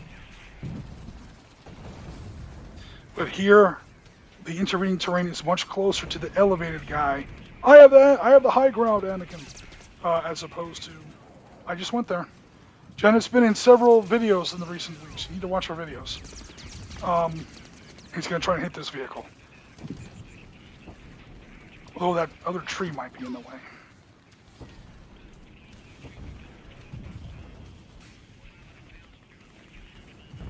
By the way, Jen, I'm making fun of the movie. So I get to reference it when I'm making fun of it. The prequels are trash. Hashtag. It will never not be trash. Just because the Disney sequel trilogies are also trash does not get the prequels off the hook. They are still garbage. The Disney sequels made different mistakes, but they are different. They made a whole bunch of new mistakes. It doesn't excuse the prequels from their shit. All right, now I've got a line of sight. There is still obstruction stuff in the way. However, thermal imaging doesn't matter. I'm telling you, man, I want this commander. 7, that is going to be a hit. My 4+ became a 5+ because I moved. 6+ for intervening terrain doesn't count because I have thermal sights back down to a 5+. I just rolled a 7, so that's still a hit. 11 versus 15, not high explosive armor. 9. Okay, Germans are turning it around. Hey Jen, when you get a chance, can you get up and bring me more of your favorite gaming pieces? Jen knows what I'm talking about. The favorite thing about gaming, even though she doesn't play miniature games, the best thing she likes about it are these stupid little smoke bombs we put on wrecked vehicles. The Germans, with their last Leopard, here you go, we got all the poofs. Jen likes the poofs. Thanks. That was the commander. So now the Soviets, as the Warsaw Pact player, have to roll 2d6 to see how many command tokens they immediately lose and take the worst result. The NATO player only rolls 1. Now, Soviets don't have to add these two together. They just have to roll 2 dice and take the worst one. Because their commanders are not, their junior commanders are not. Oh, wait a minute. Oh, wait, there's your cards that are already spent. Do I have a card that beats that? Against all odds. Ooh. Cool morale markers. No, I don't. There's a card that kind of defeats that morale effect, but the Soviets don't have it. The worst result was a 3, so they automatically lose 3 tokens. They only had 1 left anyway, so the Soviets are now shut down for the turn. So I'll go ahead and remove all their stuff now.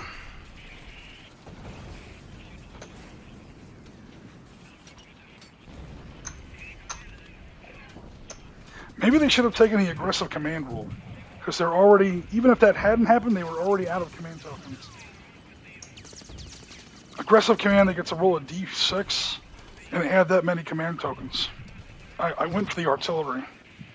And artillery did suppress some stuff over here, but not nearly enough. Okay, so that happened. Awesome. The Germans have 1 stupid thing left. Oh, I'm playing it on this mortar. I want those. You gotta be cautious with your command tokens. I'm gonna play a little bit conservatively, and I'm gonna use my last command token to play Battle Group Command, hopefully on that Martyr. I rolled the 4. One morale token. That wraps up round 2.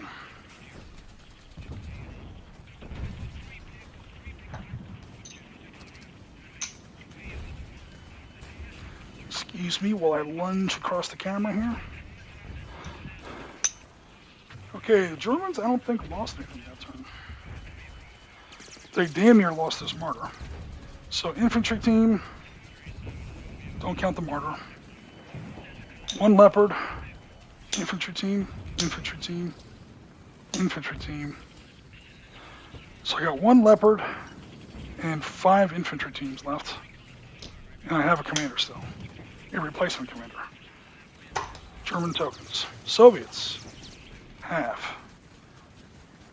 1, 2, 3 infantry teams, anti-tank team, and only 4 tanks left. You still have a commander. So that's 2 more. So they lose these 2 command tokens. Yeah, for anyone who might not be familiar with this system, or I should say even less familiar than I am, BMPs, Martyrs, in other words APCs, do not add to your total of tokens because, again, the APC and the infantry are kind of the same unit. They're kind of, you know, 2 sides of the same unit. And aircraft, i.e. Heinz, or even airstrike, but helicopters, I should say, do not add to your battle tokens. Your command tokens, I should say. Okay, beginning of turn 3. See if the Germans can take initiative. German dice, 7. Soviet dice, 3. Germans have initiative. Germans have initiative. They finally got initiative. Airstrike.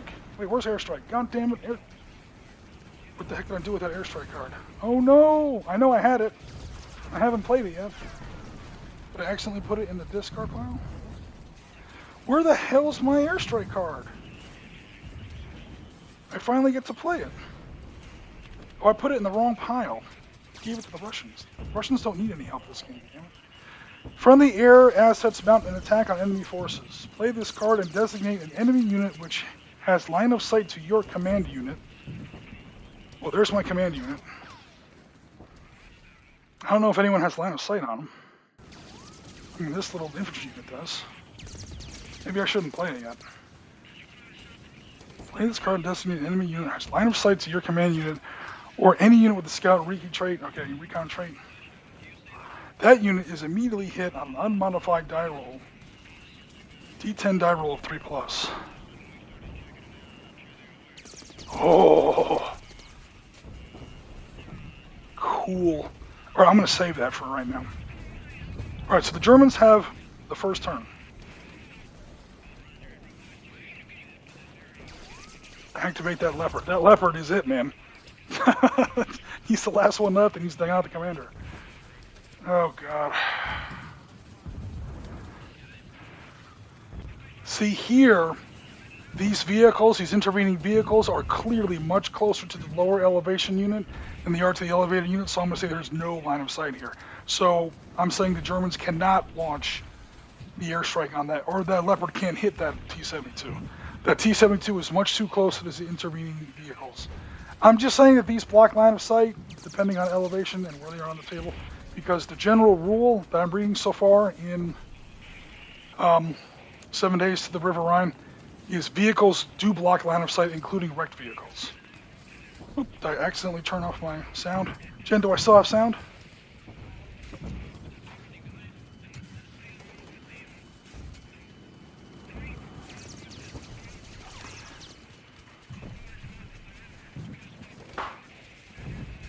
Hold on, guys.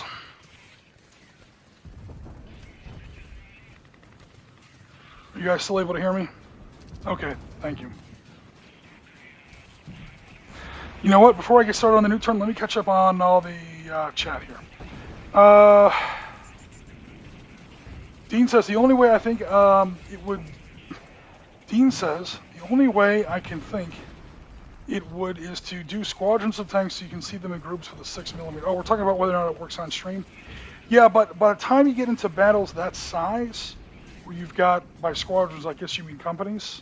I think the term is usually squadrons in British military terminology or American armored cavalry terminology, is usually when you see squadrons. Actually, no, squadrons are usually, in American cavalry, squadrons are battalions.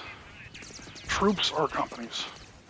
Anyway, you might as well be playing Team Yankee at that point, because you need to put that many things on the table. Jen says, Misha is having his revenge. That's right. So if I pick this up a little bit, move it over. Yeah, there's my opponent for the night. So far, he's doing a lot better this time than he did last time. The Russians are, although if I get this, if I can use this airstrike correctly, I might actually turn the tables.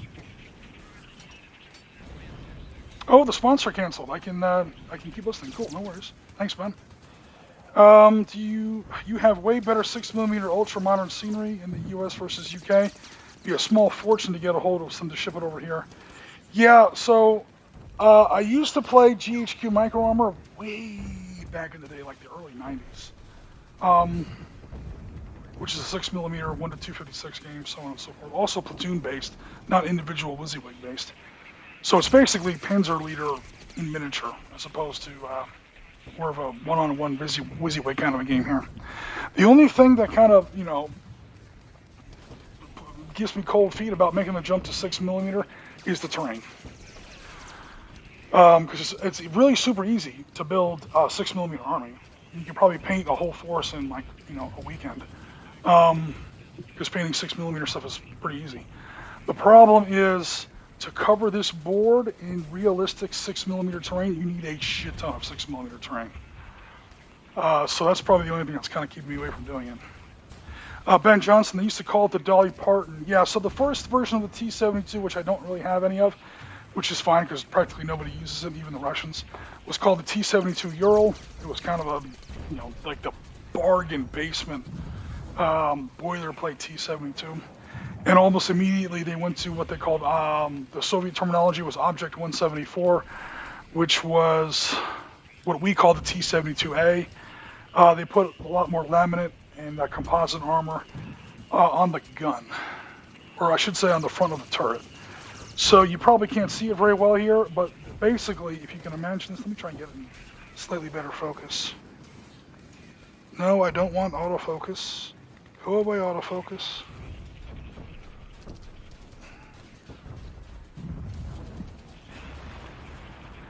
So, on each side of the gun barrel there, you see those two little knobs of armor behind the smoke dischargers.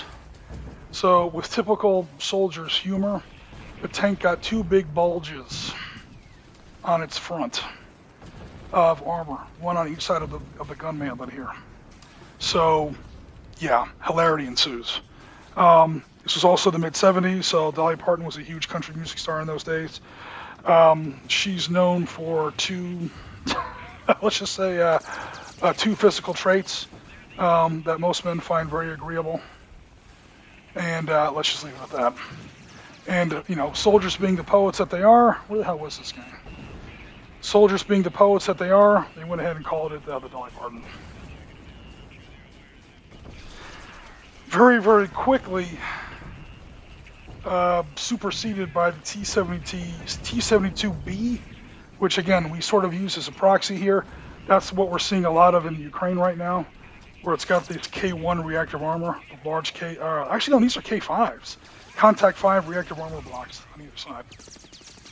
So that's going to be either the T-72B or B1, B2. I think the latest version I've heard of, at least in Russian service, is the T-72 Bravo 3 or B3, which is kind of as far as you can push a T-72, at least for the time being. T-72 is one of those tank families that's just gone absolutely berserk in the post-Soviet era. The Polish have their own version called the PT-91. The Yugoslavs came out with the M84, which is basically a T-72 made in Yugoslavia. The Lion of Babylon was technically a T-72M export, but it was built under license in Iraq. It was not an export tank technically. So once you get into the T-72s and once the Soviet Union falls, there's just a whole wild zoo of different subspecies. of T-72. It becomes really hard to keep track of at home, especially since some people use the Soviet terminology, some people use NATO terminology, and it gets really confusing. Ugh, totally losing my voice. What time is it anyway? 3:41? All right, so we've been up for almost 2 hours. No, yeah, almost 2 hours. I don't think we'll finish this game today, but who knows? Anyway, back to this leopard.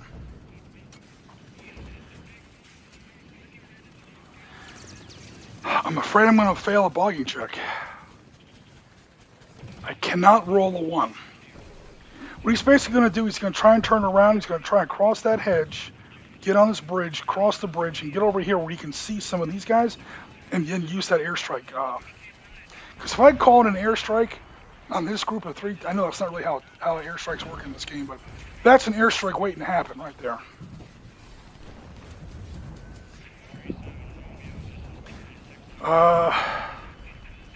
I just have to make this one stupid crossing check. That, you know what? Can I just say that the lawnmower came? No, I'm just kidding. Alright,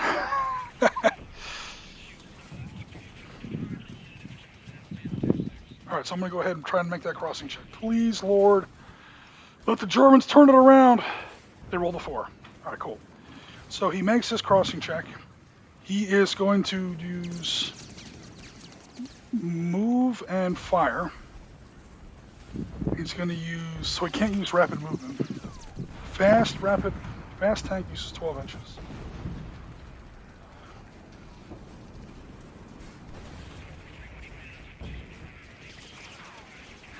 He's going to use rapid movement. So he will not be able to fire.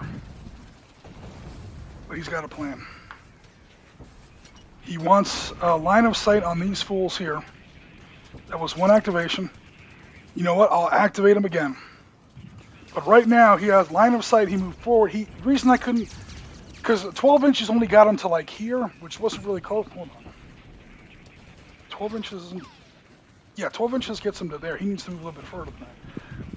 Rapid movement for a fast APC, or fast MBT is 18 inches. So I just want to make sure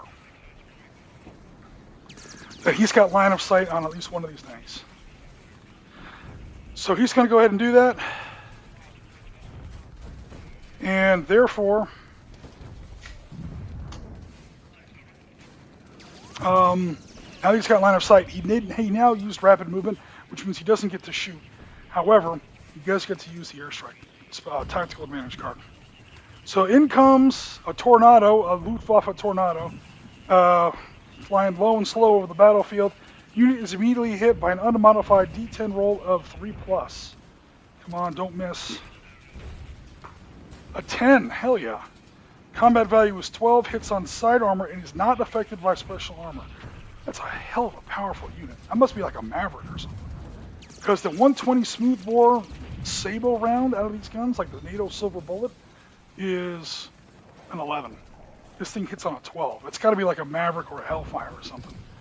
So, boom! Something just blew up. Countered by anti-aircraft or electronic warfare. The Soviets do not have those cards. So, that means there's no counter for it. And that means that... those are cards, by the way. So these little SA-7 Strelas are not going to shoot down a Tornado. Even if they do sling a missile up there, the Tornado's got, God knows, electronic countermeasures, chaff, flares, stuff like that. Now, if there had been a German helicopter on the table, yeah, all these Soviet infantry units have SA-7s. Same way that the Germans keep firing Stingers at the Hind. That same rule applies in reverse. However, at least not just for me, this isn't a rule in the game by any means. This is just an Oriskany thing, and you guys can take it or leave it as you want. Never have both sides have helicopters on the table. Never ever have both sides. That's like a little scenario bylaw. Never have both sides with helicopters. That's just really dumb. You never, ever, and the rock means ever, send helicopters into a battlefield in which you don't already have air superiority. Or at least air dominance, maybe not air supremacy. We just saw a tornado fly over the table. but at least some kind of air ability to control the battle space, or the airspace over the battlefield. So both sides can't have air supremacy at the same time. Not air supremacy, air superiority, or at least an air advantage. Both sides can't have more than 50% control of the air at the same time. That's not how it works. So both sides really shouldn't have helicopters on the table at the same time. I know everybody does it in Team Yankee, and there's no rule in 7 Days to the Rhine that says you can't do it. At least not that I'm aware of. But whenever I'm setting up a table, one side or the other, and it's going to be the attacker is going to have helicopters and the other side won't. So I've got the miniatures for the PAH, or the BO 105s, whatever you want to call them. They're right over there. I'll show them to you later, or you've seen them already on previous streams. But I didn't want to put both of them on the table at once. Anyway, that was a bit of a tangent. 12 plus against side armor, which is, I think, only 13 for T-72A. 13. It's special, but the rule says not to worry about it. So here comes a Hellfire, or a Maverick, launched off of a Tornado, probably. 2, that's a crappy roll, but it's still enough. 2 plus 12 is 14. That exceeds side armor of, what did I say, 12? I was just looking at it a second ago. 13. So 14 to 13, I barely won. All right, so now is that going to be a catastrophic kill? Nope. No explosions on the table so far.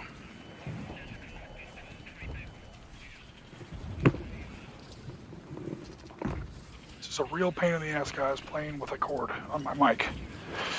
Unfortunately, the audio with the wireless mic was just too bad. That card now, sadly, is used up. I'm going to go ahead and take it off. Okay, now those 2 Soviet tanks did see the Leopard 2 pop up over there. So maybe I should have done this beforehand, but I'm going to try to react with both of those T-72s and take out that last Leopard. So one does not make it, one does. Nevertheless, that's 2 tokens used up for command. So only one guy gets to take a shot. He's well within the range, so yeah, no worries there. He's in the open, so no cover bonus. His 5 plus becomes a 6 plus because the Leopard 2 has moved. Also, the T-72 is probably going to move. And I was corrected by the great 7 Days community that the movement bonus...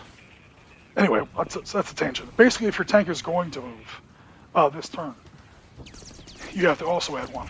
So either way, I have to add 1. So I'm going to go... I don't think it's cumulative. I'm going to add 1, 5 plus... becomes 6 plus to hit for the one T-72 that made his reaction check. He rolled a 1, so he failed. All right, never mind. So now we're correct. Even if I had done this correctly and reacted with those 2 T-72s, the 2 that aren't burning there, these 2 that you probably might not be able to see them past those trees. There's 2 72s back there. They saw that Leopard 2 pop up over the rise that leads to that bridge. The second, or the Leopard 2, yeah. The second they saw that, one tried to react and failed. The other one tried to react and did it, fired, missed. All's good. Now the Leopard 2 calls in his airstrike as the commander, and now he's fine. So the timeline for the game is back to normal. I'm going to try another reaction on that Leopard 2. The Leopard 2 is about to become the MVP here. Before he does manage to correctly succeed, to reactivate. So now I'm going to go ahead and fire. He has moved this turn, so he does have to add 1 to his chance to hit. 4 up becomes 5 up. 3, he missed. Gee whiz. Maybe there's fog on the battlefield. You guys have noticed a lot of missing on this table? Alright, so I've spent enough on that. I'm going to spend another morale token to try and reduce the morale of this, the Martyr or the... Oh, there's going to be an infantry battle over here. Yeah, this Martyr has to get straight. So that's a battle group token. I'm going to put that over there. Battle group morale. D6 time. .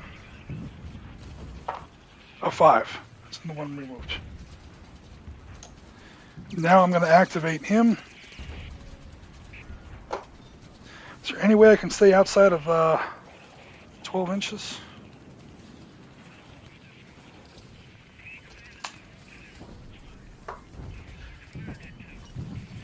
So I'm going to get a little cheesy here and use the extreme table edge to get line of sight on this infantry team and be outside of 12 inches. Why? These fools have RPGs. And if I stay outside of, make sure you guys can see all that. Ooh, actually, yeah, cool. These guys have RPGs, and they can't. The range for those is 12 inches. So he kind of backed up, kind of K turned around here. He's going to turn that autocannon. No, I'm not going to launch a missile. Also, that's illegal. They're not inside the building. I'm going to fire the autocannon at that infantry. Martyr, autocannon. It's only a 4A. Really? That 30 millimeter only gives you a 4A? 4 plus to hit. Must have a low rate of fire. All right, first let me try to hit. A 1, he misses. Oh, plus he moved, plus you have to add 3. I'll have to roll a 7 up. So I rolled a 1, I definitely missed. Okay, that's him.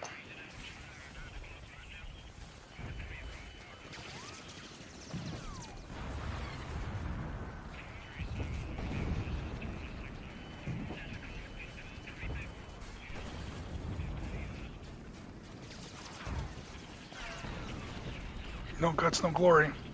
Activate. First activation, so no roll is required. I'm going to try to flank this fool.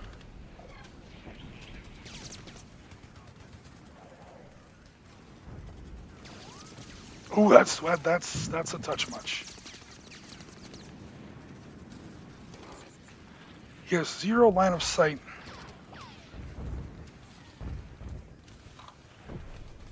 Wow, that's annoying. Okay, if I cross those hedges, though, I'm going to have to make a crossing check. I have to make a crossing check. 4, he does make it.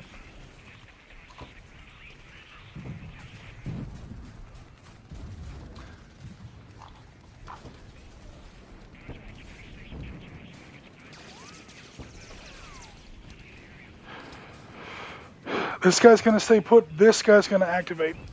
He's got a line of sight on at least one of those T-72s. Make sure you guys can see that. Yeah. So this T-72, or I'm sorry, Martyr way over here, is going to try and take a poke at that T-72. He does have a morale marker assessed against him, so his 3 up becomes a 4 up. This is with his anti-tank cabinet weapon. 4 up. He scores a 9, that's a hit. Penetration on this thing is an 11. However, it's high explosive against special armor. So this isn't going to be the best of rolls here. But I just want to keep putting morale tokens on those T-72s so that they don't, that Leopard 2 has a better chance. Oh, a 10 and a 9. A 10 and a 9 with the 2 rolls. Now, that was a really good roll, obviously. So, I have to use the worst of those 2 because I am firing heat warheads against specialized laminate composite armor and so on. So, 9 is still a pretty good roll, though. That was the worst of 2. So I have to use the 9. Yeah, right, up-down problems. I have to use the 9 instead of the 10. 9 plus the Martyr's penetration of 11 is 20. That exceeds 15. They just took out another T-72 with my little missile. Catastrophic kill on a 4 up with 6. Boom! That one blew up harsh. There is no enemy infantry within 15, within 4 hexes. Hexes, 4 inches. 4 inches from your chest pile. 4 inches.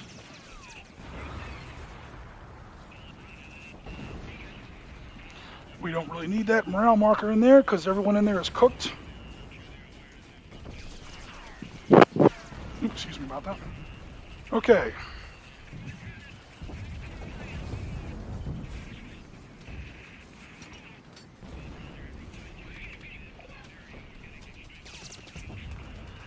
Okay, that's going to be it for that. The Germans now have two. Let me check. Yeah, two morale markers, or sorry, command markers left. They're going to save them. Okay, passing over to the Soviet turn. There's one T-72 left over on that flank. He's going to go ahead and make activate. He has one token assist against him, so I have to roll above a 1. A 4, he does activate.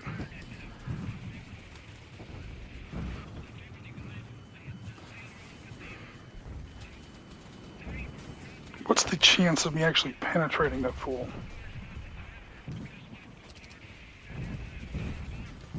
Not so hot. Alright, he's going for the mortar. Mortar didn't move. He didn't move. I'm going to go ahead and say he's not going to move. It's going to be a grand total of... so no modifiers. He has no morale markers assessed against him. No modifiers. He needs a 5 up to hit. 10. Boom. Now that is a 125mm smoothbore round against a mortar. I don't think that mortar has a chance. Because that mortar just got cored like a friggin' apple. Boomed like a fish. Let's see here. Make sure of my math. That is a 10 against a mortar's frontal armor of 12. I mean, it's technically possible. 8. Nope, that mortar is smoked. Boom! No surprise there. The penetration roll would have to be really bad. Alright, the Soviets are now going to spend 2 activation markers to bring in their Hind gunship on a table edge that is not their own. The Hind's going to save the day. So it can call. So if you spend 2 markers, what you're able to do, hopefully I can get that far on this stupid cord. If I spend 2 activation markers, I can come in from a table edge that's not my own, as long as it's not within 12 inches of the enemy's table edge. So what I'm really looking for is a flank shot on that Leopard 2. So it cost me 2 activation markers. Went ahead and did that. Now the Germans are going to try to activate with a infantry squad that's in that building. So somebody pops out the back of that little mini garage there with a Stinger. They have to activate on a 3+, I think it is. Let me look this up. Because there's no activation number versus aircraft in the base rules. Manpad special will react. Command token 3+. Okay, so I need the 3+ to activate. 2, he fails. And that still costs me a token. Okay, Misha, here's where you're going to steal the game back. Alright, so the missile doesn't fire. Now the Hind gets to shoot. Also, that Manpad's missile hits after the aircraft attack anyway. So nothing's really going to stop the attack. It's just whether or not they actually shoot down the enemy aircraft. Alright, so we're going to go ahead and squeeze off another AT-5. Flank armor. T against the Leopard. Oh, for God's sake. Okay, I found the Mi-24 card. Here comes the Hind. I have a 4+ to hit. A 1, he missed. Oh my, there must be fog on the field or something. Shit. And that's it for the aircraft turn. Damn you! The Russians' luck has deserted them.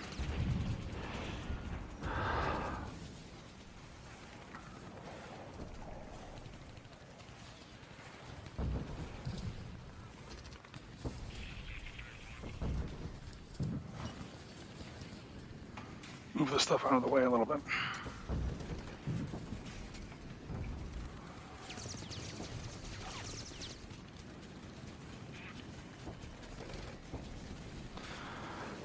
Infantry team is going to take a shot at these guys. So I have a firefight across this little creek here.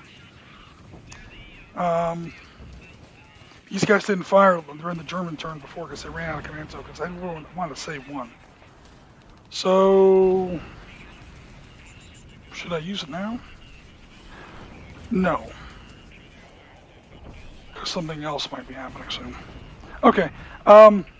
Here we go with AKs, RPKs, stuff like that across the creek.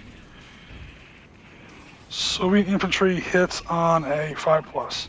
Either side has moved, neither side is really concealed. 5+. 4, they missed. Oh my god. The Russians, what are you doing, man? Next command token. The other infantry team. Come on, man. 9, okay, that hit. That automatically assesses 1 hit against a infantry unit. I'm now going to play the panic card for the Soviet player. Play anytime an enemy unit has just taken 1 or more morale markers, that unit must immediately fall back. So these guys have to move back. I think it's 6 inches.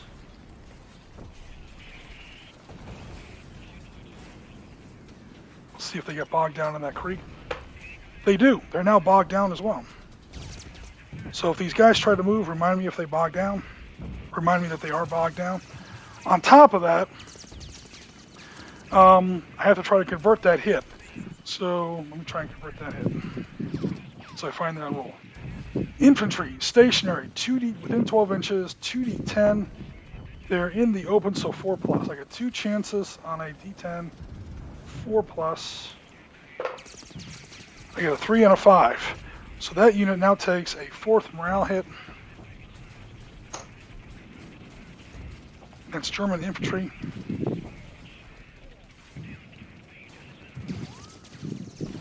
West German infantry has morale of 5. They only have 1 morale point left.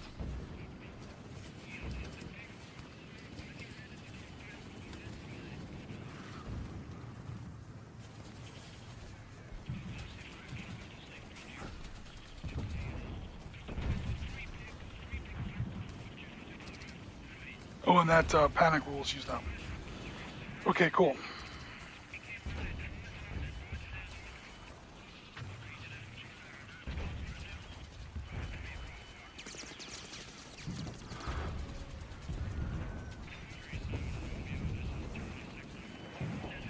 Crap, I forgot the Germans have precision artillery.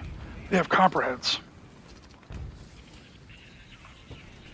I'll use that with my last token because the Germans technically are still the initiative player. So the Soviets have 3 tokens left.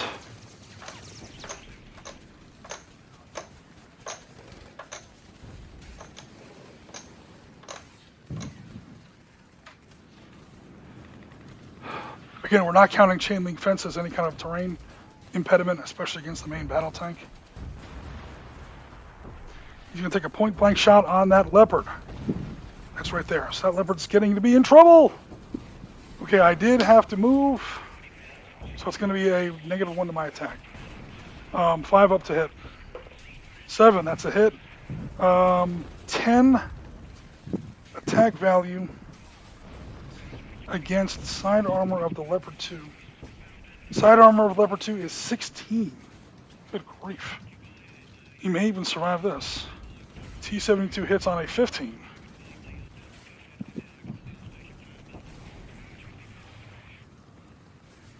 No, that's the armor, dummy. Sorry, T-72 hits on a 10. It would be really helpful if I could find the stupid card.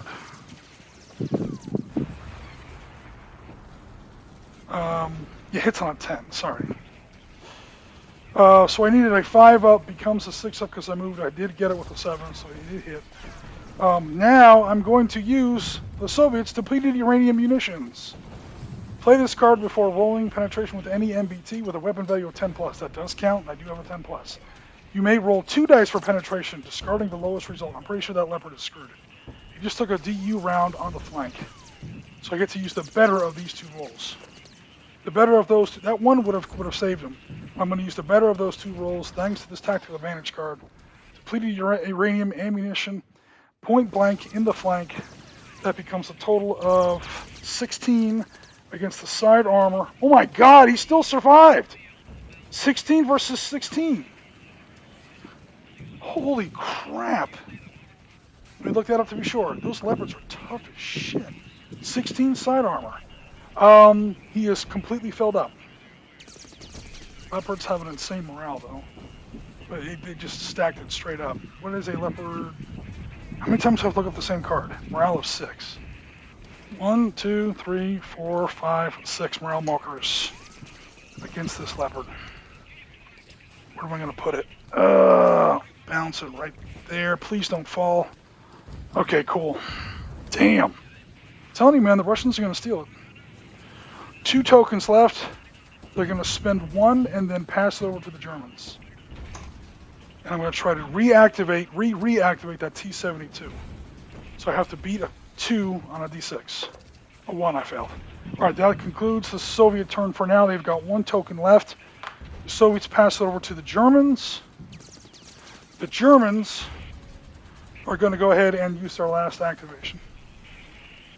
They are technically still the initiative player. Up to 2 enemy MBTs, APCs, or light vehicles with line of sight of your command team. I do have guys within my command team. Are attacked by precision-guided munitions fired by friendly off-table artillery. So what this is, guys, is precision or laser-guided cannon munitions. I think it's CLP, I think they call it, cannon-launched laser-guided munitions, something like that. More affectionately known as the Copperhead. So I don't know if the Germans have a similar system, or if they just use our system.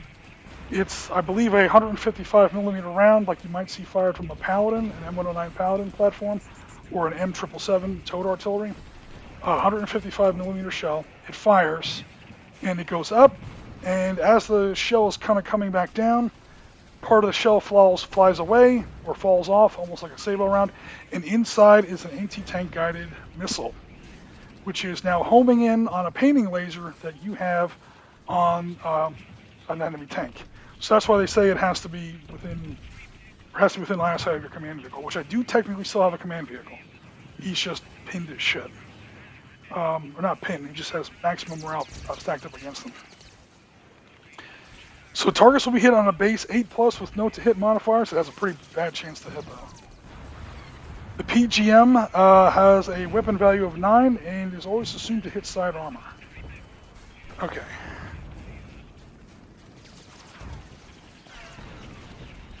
So it's hitting the roof.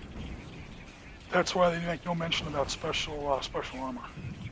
Okay, so I've designated 2 targets. Well, the 2 remaining main battle tanks. I'm designating them as my 2 targets. Okay, so guy in the intersection. 6, no. Guy on the hill. 10, that's a hit. Hits on an 8+ and hits side, 8+ and affects side armor. Side armor on a T-72 is a 13. Ooh. I can still do it. All right, so automatically takes a morale marker. I keep forgetting to do this. He took a hit that could conceivably kill him. The way you figure that out is you take the base weapon code of the weapon and you add 10 to the result if that exceeds the armor that just got hit. In other words, if it's mathematically possible for a D10 to kill him, he automatically takes a morale marker. So we've done that. Now we see if we actually take him out. I add 8 to this roll and I have to beat 12. 6 plus 8 is 14. And it beats a T-72 side armor of 13. Sorry, I'd have to beat a 13. I barely did it. I'm checking the card because this is really close. Yeah, a base of 8+ with no to hit modifiers. PGM's weapon value, oh, the weapon's value was 9, sorry. And it's always assumed to hit side armor, so that's actually 15. 15 versus 13 definitely exceeds. That card is now used up. Unfortunately, so is that T-72's term of life on this planet. And that's a catastrophic kill. That turret lands over here somewhere. Boom! Copperheads for the win, baby. I swear to God, if this table jerks off my audio cord one more time, I'm gonna be mad as shit. Alright, that takes care of that. Oh, that leopard never did actually take his action. Alright, battle group. 1, failed. Cool, Russians have 1 token left. I'm going to try to reactivate So I only have to hit that Leopard 2 one more time, and I'll chase them off the board by morale, if nothing else. I now have to, unfortunately, beat a 2+ on a D6 to activate him. A 4. He does fire. A 3. He misses again. All right, so that turn ended with kind of a wet fart, except for my artillery delivered munitions. That concludes the turn.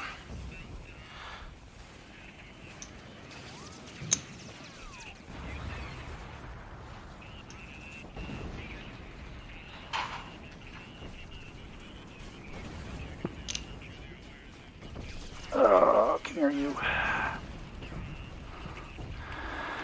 There's a Soviet BMP and infantry team back there that has never fired, never even moved yet. I never even have a chance to use them. All right, make sure I picked up all the Soviet tokens. Oh no, I wrecked my building. Okay, I've now moved all my tokens. What do the Soviets have left? 1, 2 infantry teams, anti-tank team, another infantry team, 1 vehicle, or 1 main battle tank, and there's still a commander there. 2. Wow, this is getting shorter and shorter.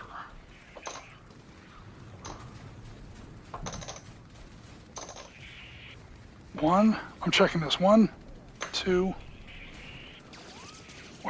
three infantry teams. 1, 2, 3. Anti-tank team. Commander. And 1 tank. They've lost 5 tanks. 1, 2, 3, 4, 5. Yeah, holy crap. Okay. Misha's gonna lose this game after all, man. No, that Hind's gonna do it, baby. That Hind is gonna do it. I'm telling you.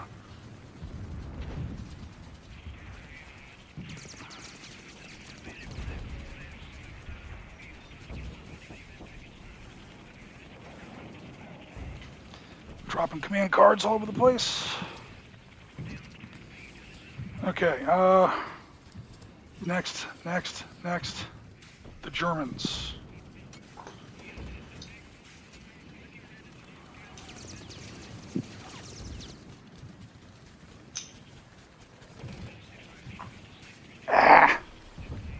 The Germans might actually have more command tokens now.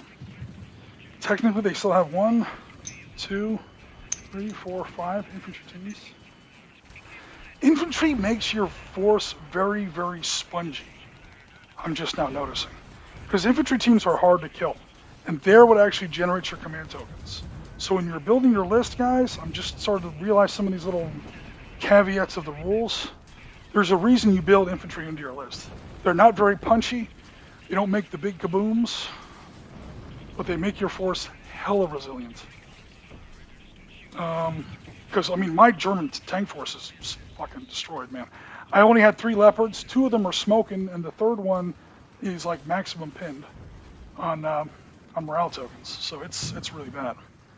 All right, so what did I say? 1, 2, 3, 4, 5. 2 for the commander, and 1 Leopard left. Yep, that's my force.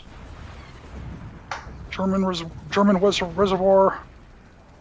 Russian command tokens. Before we start, I will catch up on the chat. If anyone's still watching. I'll tell you what, this game plays fast if nothing else.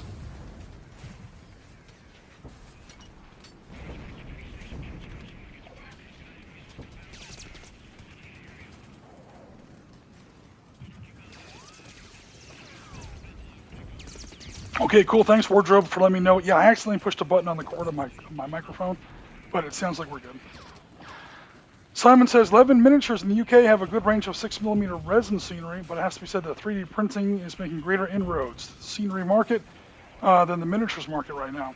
Yeah, I don't actually know that much about 3D printing. Everything you see on this table is handmade, at least all the terrain. Literally everything. The little civilian vehicles are like matchbox cars and stuff. But everything on this table is handmade. Takes a while. But yeah, I'm one of those old guys that builds this shit out of cardboard and paper and stuff like that. That would be tough to do, or maybe easy, I don't know. Print out a bunch of skins, get some wooden blocks from the craft store, you could probably build a shit ton of buildings. Trees might be easy, I don't know. But you would need a lot of it. Because you can get away with a board this size with like 20 trees, you would need about 200 trees in, 20 mil and 6 mil. Or you could just do like that, basically a blob of green stuff. Okay, that's a forest. I guess you could do it that way. So Ben adds, Empire Strikes Back just came on the TV. Your game is going to have a Battle of Hoth in the background. I should set up a snow table next. We did a winter battle in 20 millimeter for Trenton, although that was not really a snow battlefield. That was more of a slush battlefield. It took place in a sleet storm after it had been snowing all night and raining the previous day. And it took place in New Jersey. So yeah, it was pretty much a big pile of mud. So yeah. Is that going to summon Godzilla? Oh, when I fired my uranium, depleted uranium round. Jen says, hey, my missile is nowhere near little. Oh my god. Hey-oh! That's what she said. Okay, cool. So we are going to go ahead and start the turn. Oh boy, oh boy, oh boy. Germans? Oh, I have to roll initiative. So, Soviet roll is an 8, and German turn is a 5. The Russians have snatched back initiative. So, alright. The Soviets are going to go first. Guess what they're going to do? Actually, 2. Because that Hind. Oh, yes. That Hind is back. The Hind's going to win it for the Russians right now. I'm going to hit that stupid commander. He's already maxed out on whatchamacallit, he's already maxed out on morale. So even if I don't penetrate his armor, I'm pretty sure he is bombarded. Right, that roll hits on a helicopters. Hits on a 4+2 hits. He does have some cover, and he doesn't have thermal sights, so we're gonna go ahead and call it 5+ to hit. A 2. Oh, come on, man. Oh, also, does the German player react? Nope. So that is wasted command token on that. 2 wasted command tokens on the Hind, because the dice hate me. Misha, you've had multiple chances to win with that stupid Hind, and you keep failing. Okay, it's still the Russian turn. I'm going to try and shoot that god-awful, that martyr. That martyr could try to react, but I'd have to roll above his morale rating. His morale rating right now is a 6. So I think I have to roll, yeah, I literally would have to roll a 6 to react. So I don't think he can react, unless I roll the natural 6. I'm not going to spend a token on that. So here comes the Russian with a hit, hopefully.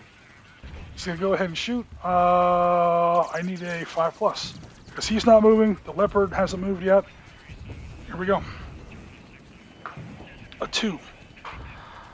Misha Bear, you make me want to shit my pants. Does anyone else want to react? He's burning.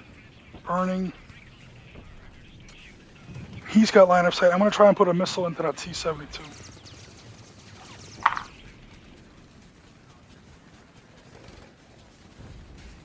Thank you, John. Get rid of that little marker there. That wasn't a big deal. Okay, so Jen was trying to tell me something was wrong with my display. I had that little focus dialogue on the right-hand side of my map there. Sorry about that. I thought she was going to tell me that we had lost internet. Shit. Which would be fine in about half an hour. This game's almost over. All right, so the Leopard's going to try and react. Against the vehicle, it's a 3+. Right? Vehicle in the open is a 3+. 5. He does react. He's going to fire his missile. 3+. 6. That is a hit. He is, however, against frontal composite armor. That's not good. But you know what? If I put a morale marker on him, I give the Russian player an additional penalty to hit. So I'm kind of trying to distract him. I don't think I'm going to take him out. But if I score a hit on him, which I almost certainly will, even if I don't penetrate his armor, which I probably won't, but even if I don't, the anti-tank missile on the mortar can kill. It's just not very likely. Can kill. In other words, it automatically puts a morale marker on the Soviet tank. So when the Soviet tank then shoots at my commander, there's the -1 applied against the Soviet player. If I got that right, anybody in the 7 days Facebook community, if I'm doing that wrong, let me know. Either in the comments of this video or on the 7 days page. So, to hit with this thing is actually pretty good. It's just not very punchy. Well, it's an 11H, but it's an H versus special armor. So 3+ to hit, it's probably going to hit. Totally hits. Now a 11H against 15, I have to roll 2 dice and use the worst result, because again, heat warhead versus special armor. A 5 and a 5, so either way it's a 5. 5 plus 11 is 16. Wait a minute. Holy shit, he just did it!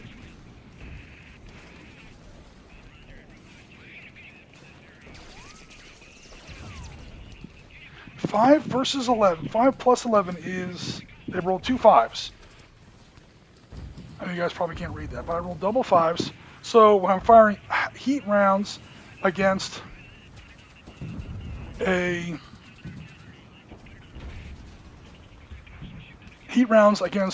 special armor, you have to roll twice and use the worst result. But I rolled 2 5s, so it doesn't matter. So it's 5. 5 plus 11 on the anti-tank weapon of the mortar, anti-tank guided weapon, becomes 16. The armor on a T-72 is 15. They did it. Hello, martyrs. Good God. That's the last T-62 or T-72 smoked. They are now all smoked. All right, super fast. Not that it really matters because there's no enemy infantry within 4 hexes, or 4, I did it again, within 4 inches. Oh, wrong dice, sorry. Not a catastrophic kill. All right, cool, so that is that.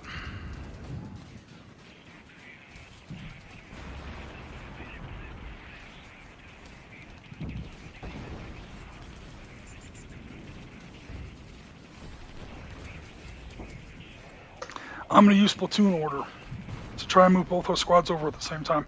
I probably could have used that earlier to fire both of these squads at the same time, but I'm still a little unfamiliar with the platoon order rules. They did not get bogged down in that creek.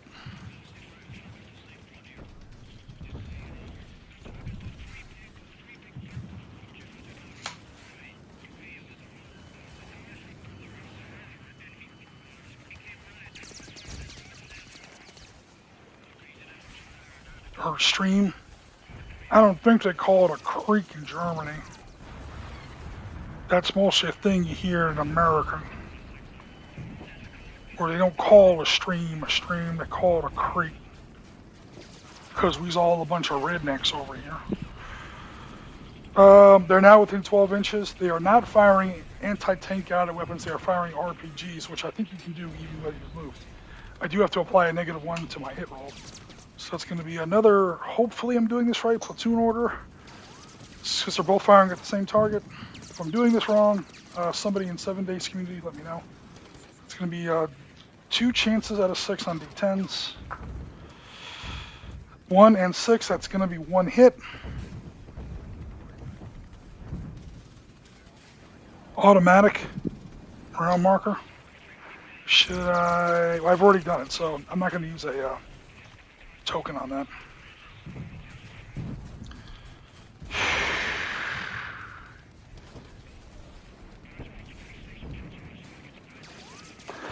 Where was I? All right, so the law weapons, basically RPGs. Weapon 8 on a 5+ to hit. Okay, they did hit on one of them. The other one missed. So weapon 8 versus martyr front armor of 12.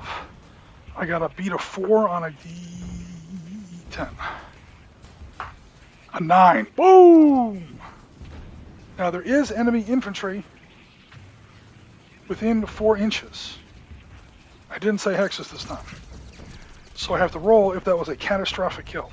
For a NATO vehicle, that is a 5 up on a D6. A 3. That was not a catastrophic kill. That does not cause a morale token to be assessed against the infantry team. So there's a special rule for that, as I'm sure you guys know. Oh, and am I even showing this? Sorry about that, guys. These two guys crossed the stream and then put an RPG into that mortar. I was doing all that action. I don't think you guys could see what was going on. Sorry about that. And that is actually assessed against that. He smoked, so we don't have to worry about those morale tokens anymore. Okay. The Soviets have 1 command token left. They're going to save it. Okay, German turn. Battle group morale. Battle group morale. 2 times against that Leopard 2 over there. I got to keep him alive. A 5 and a 1. So 1 is nothing, and the 5 lets me remove 1. I'm going to spend 1 more on him.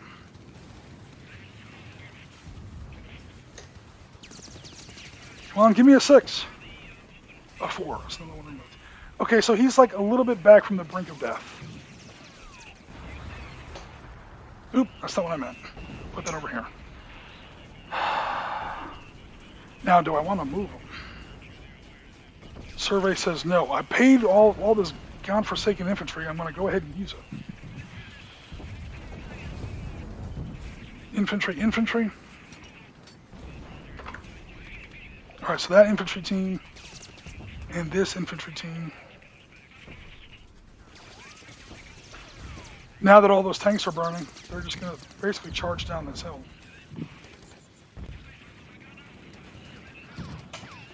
They're going to use those burning Soviet wrecks as cover. And hopefully put some law rockets. So there's about to be a shootout in that parking lot over there. Don't knock over all my trees. Come on, that includes you too, buddy. This is what happens when you don't have your infantry based. You gotta move 1 at a time. Alright, excuse me as I reach.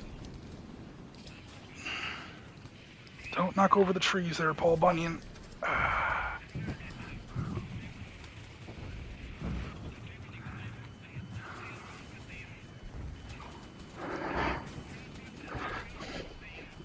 Oh, he's under the bridge.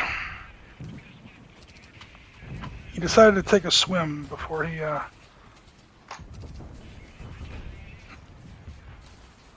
ran across into enemy fire there. Oh, lordy.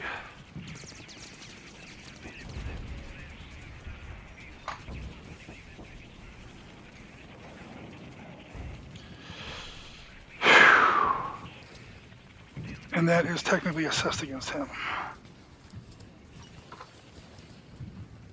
Not that it super matters, but just for housekeeping.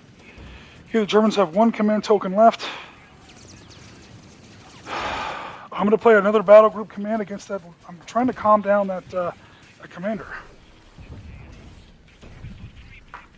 6, finally. Alrighty. Let me look this up. Battle group morale check. I rolled a 6. Remove all the tokens from the 1 unit, and then I get to roll again. All right, I'm going to play it against. Oh, he's burning. Ooh, sorry about that. So we don't even need this one on there at all. We don't need this one on there at all. I'm going to. Okay, I already said I'm playing against that leopard. I'm going to roll again for this guy. So first of all, we get to remove all these. Put this leopard back where he really goes. And then a D6 on this infantry team. Because they're about to get overrun by these Russians over here. 1, no effect. So, Lady Luck giveth and taketh away. No worries. That's it for the German turn. Soviets have 1 action left.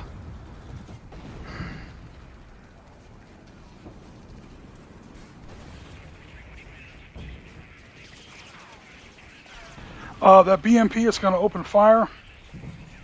on that infantry team that just came over toward the hedge. Okay, so undercover, they're not a vehicle, so I don't think the movement assesses against them. The German infantry movement does not act as a penalty against the BMP, I don't think, because the German infantry are not vehicles. I'm pretty sure that's how it works. Again, if I'm wrong, correct me. They do get bonus for the cover and behind the hedge. So the BMP, I think, hits on a 6+. This is the BMP-1 with the 76mm gun. So this is the old and busted. No, it was 6+, now it becomes 7+. 3, he misses. All right, that concludes the Soviet turn. And the German turn was already over. I don't even know how many turns that is, guys. The game goes for 7 turns. I don't think we're there yet. And then, per the scenario rules for breakthrough, there's something called variable duration, where basically when you get to the end of the turn, you roll a d6, 4 up, you get another turn. You never really know when the battle's going to end. That sort of prevents, like, last turn cheese. We all know what that is.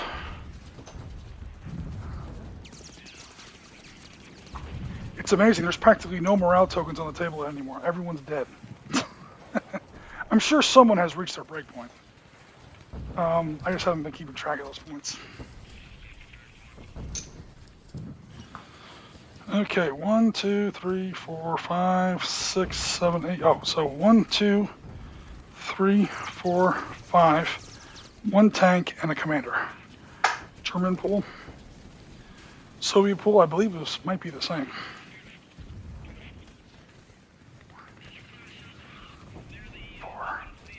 Oh no, they lost their last commander. Oh crap!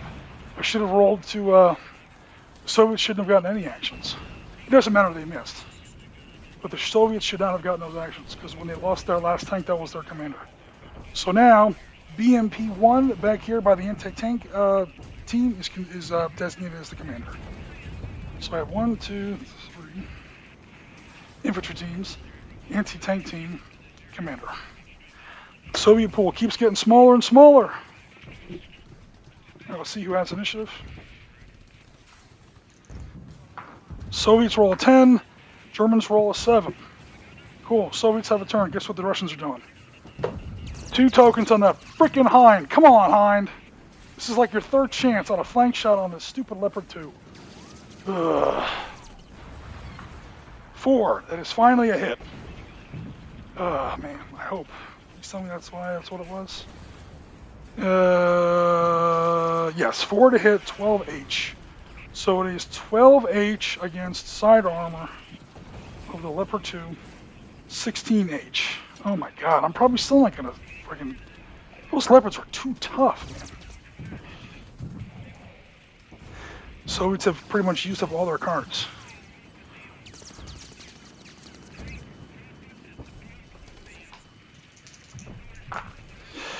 They have to use the worst one, which was a 2.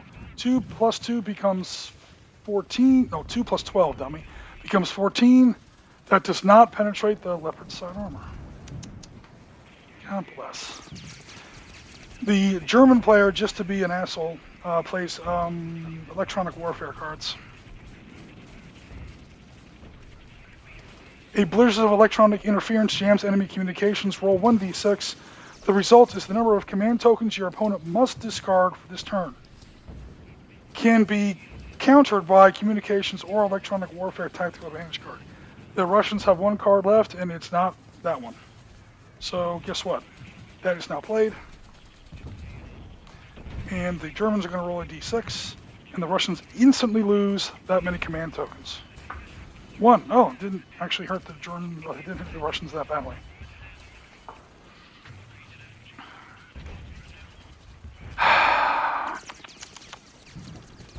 The Russians are going to win 1 moral victory over here. We're going to smoke these fools over on this side. So this guy, oops, right off the bat, going to take a shot.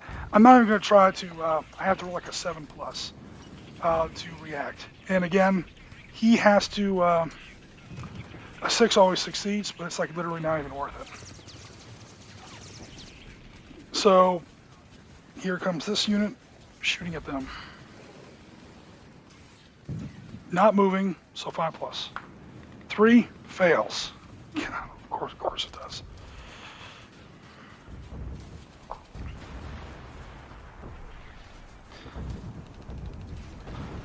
Now I need a 6+ because he moved. 10. Boom, that did it. I'm within, so it's automatically 1 morale token, and that is 5. That unit smoked. Just for fun, let's finish out the sequence of events here. Assuming that German infantry unit wasn't already smoked, they're like literally trying to wade across the river. It's the Battle of San Jacinto all over again. They're trying to wade across the river, and AKs are just pouring into their backs. Good God. That'll teach you. But anyway, I would get an infantry unit, not stationary, within 12 inches, 1d10. That would convert into another hit, but it was already max hits. There we go. The Soviets actually knocked out another German unit. These infantry guys are tough to kill. Word to the wise, build infantry into your lists. If nothing else, you have like this almost unassailable reserve of command tokens. That I will remember that for future reference. Cool. Now the Soviets have literally 1 command token left. They will save it. Okay. Now over to the German player. It sounds weird, but this entire flank has been smashed off the German wing. The German reserve mortar and their little company command team is going to have to do something now. All right, so I'm going to spend 1 for the command team, or whatever you want to call it, the infantry team, and 1 for the martyr. So the martyr has to make a terrain check. Tracked vehicle is 3+, right? Yes. 3, he barely makes it. Fast, not on road. No, because he wants to use his gun afterwards. So I will use regular, not on road. It's 12 inches. Make sure you guys can, oh, we're way over here now. Where are they? Oh, okay, you can see them now. Yeah, I was pointing at these guys. So 12 inches, and I already made my crossing check. I'm going to use this little gateway to get into the parking lot of this church. So I don't have to make 2 crossing checks. I want line of sight on these guys, but I want to stay outside of 12 inches. Yep. Hopefully that way they won't be able to use RPGs on me. Infantry, on the other hand, can only move 6 inches. They don't have to worry about making crossing checks. Crossing checks. No, because it's not very rough terrain. So I'm just going to move 6 inches. He said 6 inches. Hey-o. And I still don't have a bead on him, so I'm probably just going to go ahead and move the whole distance.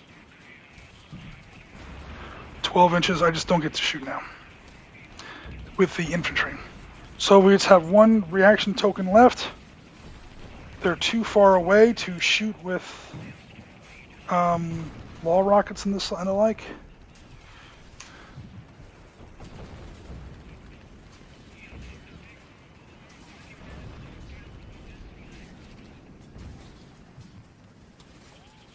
Yeah, I'm going to use that somewhere else. So, no reaction. Can't fire because I'm too far away.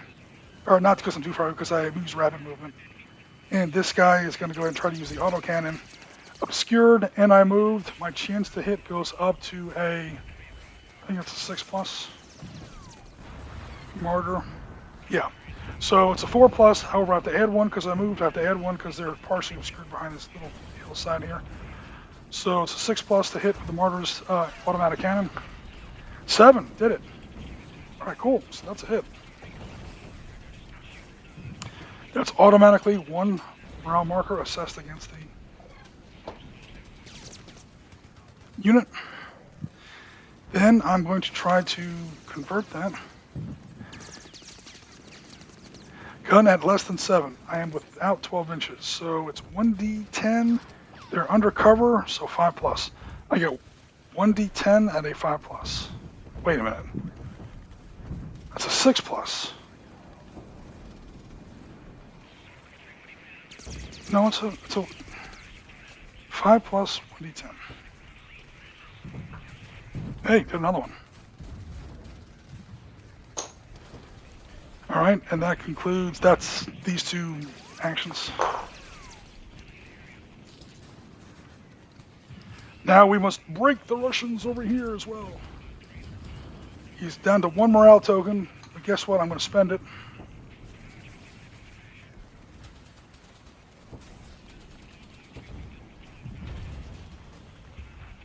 For a fire and move. Okay. Hopefully you guys can see that.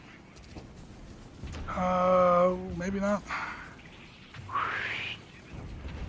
Yeah, so it's kind of far away. Let me move it a little bit closer to the table here.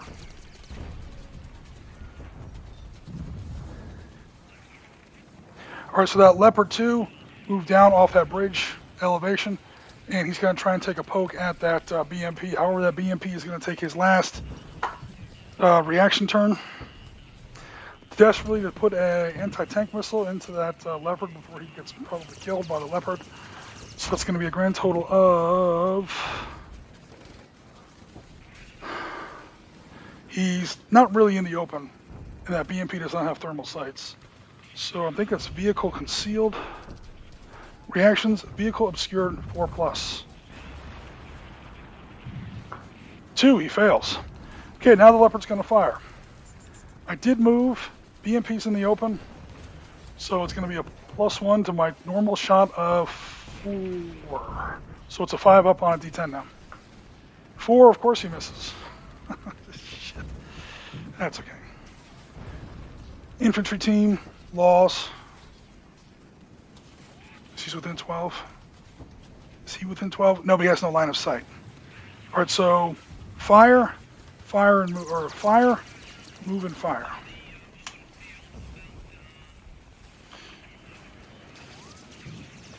I'm wrecking my terrain here. Let me move around here. Hold on. Give me a second, guys. This cord gives me a little bit more play than I thought I had.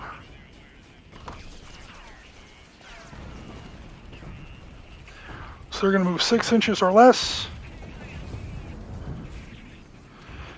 which gives them a chance now to shoot, although they do get a -1 penalty. This shouldn't have been here.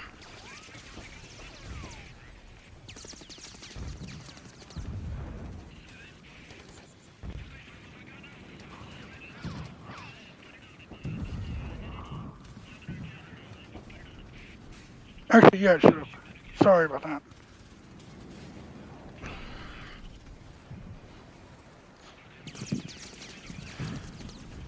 All right, let me make sure I didn't screw up my command tokens here.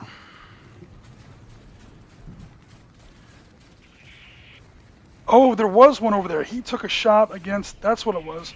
He shot a missile at the hind. So there should be 2 left. Okay, that explains why there was already a command token. Okay, cool. Fixed it. Soviets are out of tokens because of electronic warfare and also just mass casualties. We're going to go ahead and take 2 pokes at the Leopard 2 has already missed. 2 infantry teams. One needs a 5 up. One needs a 6 up. The one that needs a 5 up hits barely. The one that needs a 6 up also hits with an 8. All right, so 2 laws or whatever the hell's. What would be the German? The Armbrust? The Germans have their own anti-tank infantry weapon. Armbrust. I'm probably not pronouncing that right. Also, I don't speak German. They probably have something a little bit better than American M72 laws, which are not great. Exhibit A, Battle of Long Bay. Oh, they did improve them after that, but still, not the best. Oh, that's way off the topic. 8 plus twice versus the EMP, so that's automatically 2 morale tokens, because he's been hit twice now. So 2 rockets just hit the front of that BMP. EMP-1 has a frontal armor of 11. Basically, I have to beat a 3 and I have 2 chances. 7 and an 8. Holy crap. He blew up twice. One of them was catastrophic, which means the infantry right behind him just took a morale token. Because this tank didn't just, or this BMP didn't just die. It, like, vaporized. Blew itself apart. And when there's a catastrophic kill, an enemy infantry, or I'm sorry, when one of your vehicles suffers a catastrophic kill, an enemy, if one of your vehicles takes a catastrophic kill and friendly infantry is within 4 inches of the explosion, which in that case it applies, they take a morale token because they saw that. They felt the heat of it on their face. Although technically it doesn't matter, but just to set the rules straight, I should have rolled to activate that second German team, because that German team is technically taking its second action. I had to roll above a 1 on a d6. I rolled a 3. Okay, we're correct. Germans now have 2 infantry units left. I'm sorry, 2 command tokens left.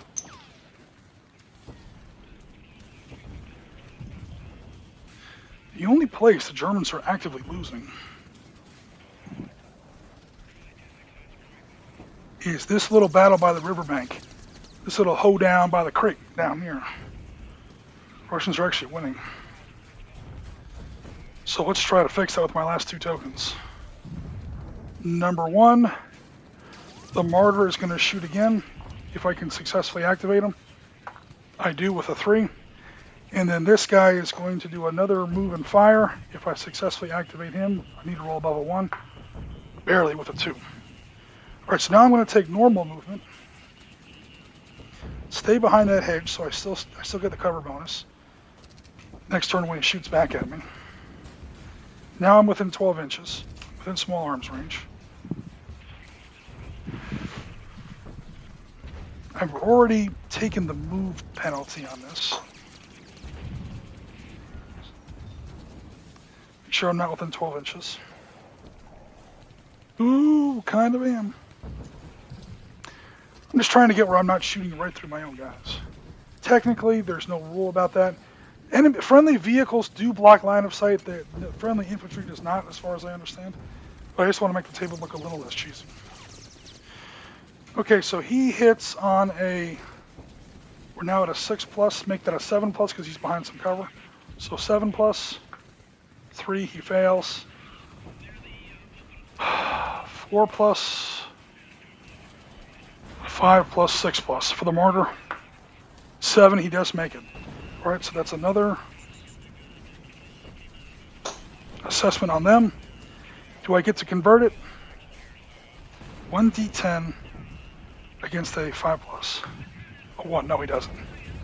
So he's now got 5 morale markers assessed against him. That wraps up the turn.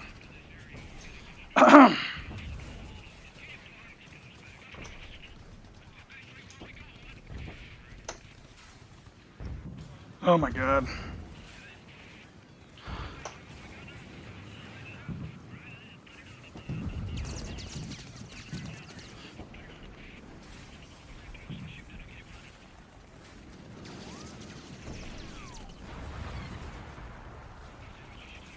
Morale markers stay on the table, activation markers come off.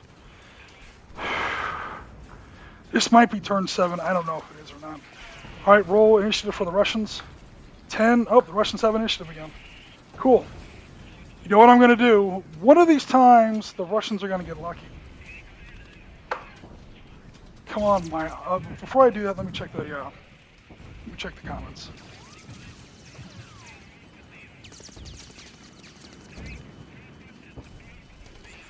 Misha and Hein for the win. We will see. We will see. Misha and Hein for the win. Drum roll, please. Yeah, right. Here it comes. We're going to try this again. Now, what is the chance for this stupid thing? I don't know why I'm obsessing about that leopard, too. These leopards are friggin' OP. 16S on the side? Good God almighty. For a tank that I don't even think carries travel armor in real life. 16S. Unless I didn't write that down wrong, did I? I'll check after the game.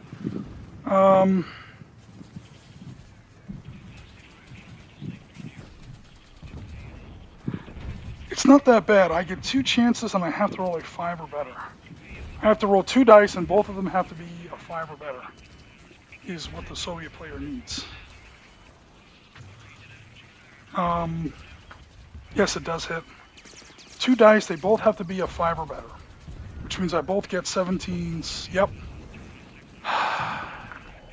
A 2 and a 5. Nope. Oh my god. That is another morale marker against the leopard, though. Okay, I think the Germans are going to wind up winning this after all. That leopard is just unkillable, man. Okay, meanwhile over here, I'm going to use 1 on battlefield morale on that squad in front. Move 1 token. Now he's going to shoot. He has to add 2 to the roll, however. 7 plus. That's a miss.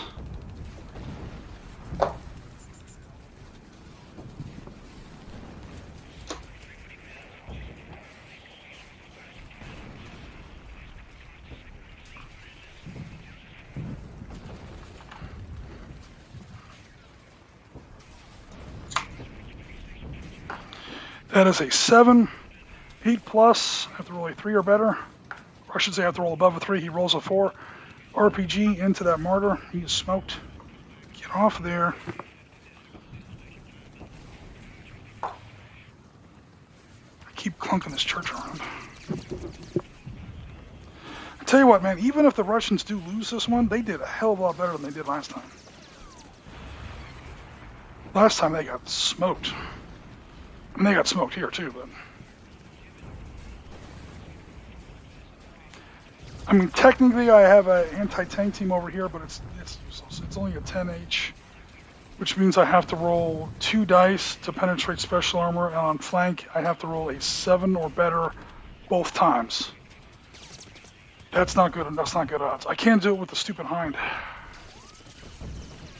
Oh, before the hind even got to make its attack, I forgot to roll for German activation, which did succeed on a 3. And hit on an 8 plus. 7. Close! That hind almost caught a missile that time. Okay. The Soviets only have 2 actions left. There's literally almost nothing they can do.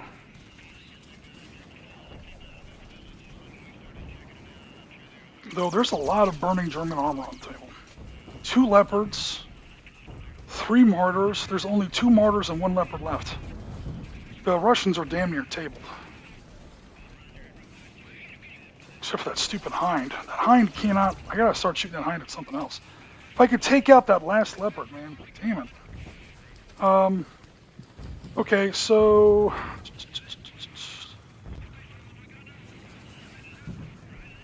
I'm going to try to shoot my Soviet infantry aren't within 12 inches, though, are they? Not really, no. 12 inches of them? Yes. I'm going to try to engage. I have to activate on a 2 plus. He does succeed. Soviet infantry, let me get my little pointer out. Soviet infantry are going to engage these guys over here. Not moving, however, they do have cover. So make that a 6 plus to hit. 1, of course they missed. Don't need these anymore. Alright, so that will wrap up the Soviet turn. They have 1 command token left. I'm going to go ahead and save it. Passing over action to the German turn.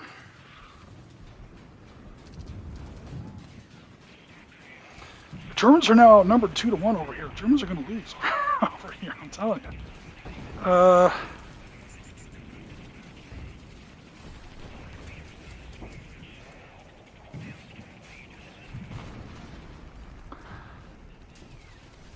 Communication. Play at any time. Select any friendly unit, any friendly unit, Unit may immediately make a single move action. Special, if the command token is spent, an enemy unit can be moving one action. You can decide what movement is. You can move the enemy's unit with communications? Oh, I wish I had read that earlier. Special rule under the communications tactical advantage card. If a command token is spent and you play this card, so you actually get to move an enemy unit. He walks out right in front of you. You decided what the movement is. All rules for movement should be followed. A unit may not be moved off the table or into impassable terrain. Hey, Soviet tank, just drive off the edge of the table for me. Thank you. All right, but in all seriousness, I'm going to use the communications card. It's the last German tactical advantage card. I'm going to use it to get this mortar, basically without spending a token, basically give him a free movement. I need more reinforcements over here because there's 2 infantry squads against 1 German squad. The Soviets are going to get a small breakthrough over here. They're not going to break through in the center and on the actually that's going to be the southern. That's going to be the southern edge of the table, southern or center. But here on the northern edge of the table, again, we're assuming that's east. So the whole table's kind of backwards. Okay, so I'm going to make that crossing check. I have to cross a hedge to get back on that bridge. A 3, uh-oh. Uh-oh, tracked vehicle. Rough terrain and say 2+, he did make it. So he's going to use the rapid movement. That is like 24 inches, I think. So technically it would go like this, because he kind of has to. All right, so that basically gets him here. He got that far for free, if I understand the communications card correctly. Now I spend a command token. Let's move him again, and I'm moving fire order. Here, the Russians are going to go ahead. I'm going to stay outside of 12 inches because these guys scare me with their stupid RPGs. At least make them come to me. Cool. Now he's going to go ahead and shoot. I did move. So that's going to crank up my number to a 5+. To a 6+. 2, he misses. Good grief.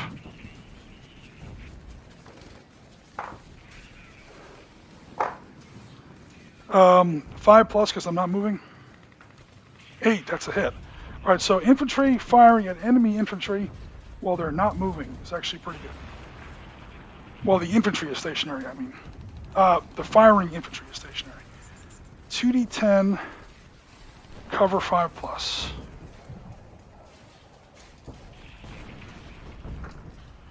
Okay, so 1 automatic fire token. And then I rolled 1 success on the enemy, on the conversion. 4. 1, 2, 3, 4. That might max out that unit. Soviet infantry. If I can find the freaking card.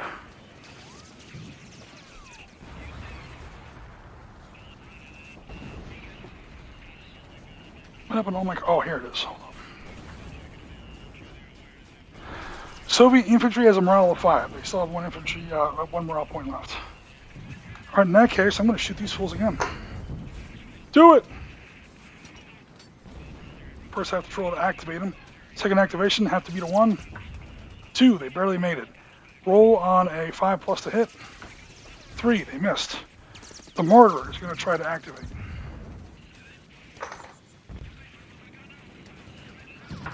Succeeds. Hits on a 6+. 10, that's definitely a hit.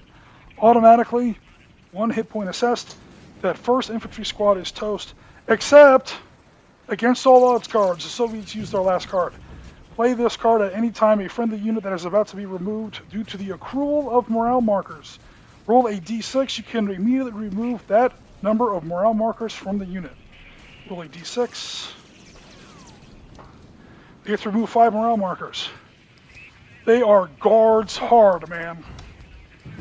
That's it. These Germans are like, these guys just won't die. Damn. And now both sides have used up all their tactical advantage cards. All right.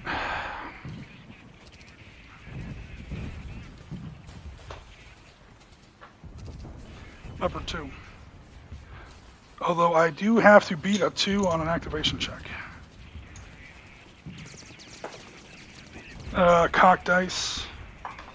A 1, he fails. Oh no! That Leopard 2, it's like, dude, I've been the MVP of this game literally all game. Leave me alone. Damn infantry, get up there and do something. We're gonna fire. We're gonna fire. 2 5-ups. Although there's vehicles. Oh wait, hold on. You can't shoot through the BMP. BMP is a terrain impediment. Blocks line of sight. Before, the infantry was shooting at, the German infantry was shooting at the BMP. So technically the Russians shooting at my infantry last turn, the German infantry wasn't really legal. But this time we'll say it is. Because burning enemy vehicles do block line of sight. Okay, so both those activations still happen. I now just have to add 1 to my rolls. Partial cover and moved. My chances to hit are now a 7 on 2 squads. 1 hit, 1 did not. And then, do I get to convert that? Infantry and cover 5 up. Yes, I do.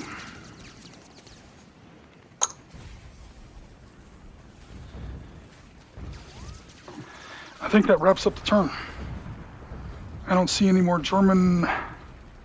Yeah, because the tank failed.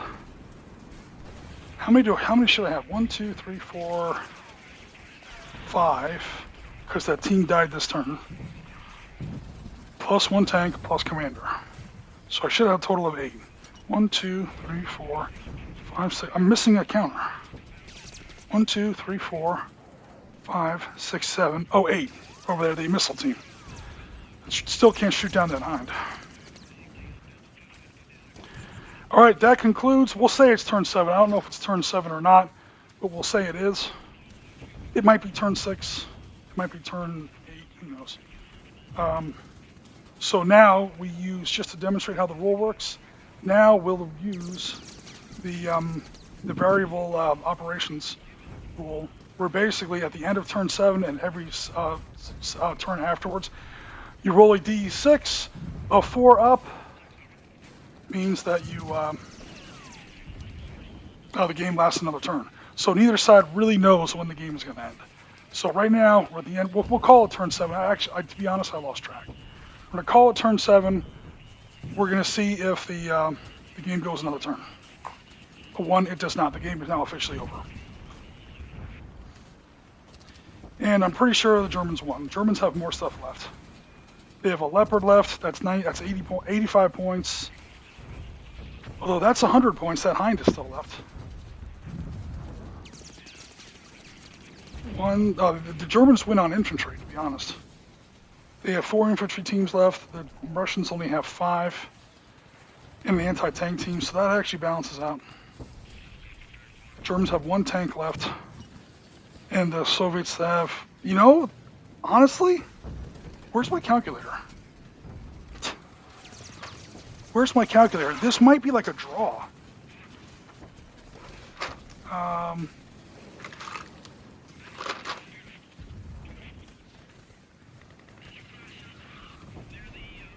Ambush via eyes on recon, I guess. Dean, I'm sorry, I don't know what you're talking about. Ambush via eyes on recon, I guess. I don't have any units with has the recon special rule. So, and again, that comment might be kind of old. I apologize, I may have missed what that comment was about. So that BMP is worth 14. That team is worth 27. That team is worth 33, 33, 33. There's 100 for the friggin' hind. The Soviets have 240 points worth of stuff left on the table.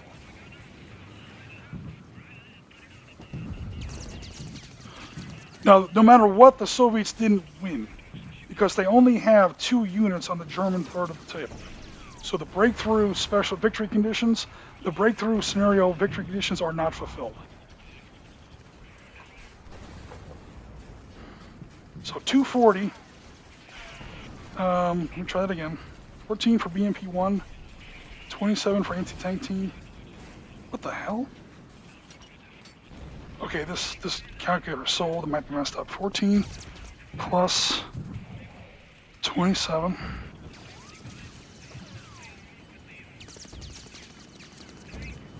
Yeah, 240 points for the Soviets.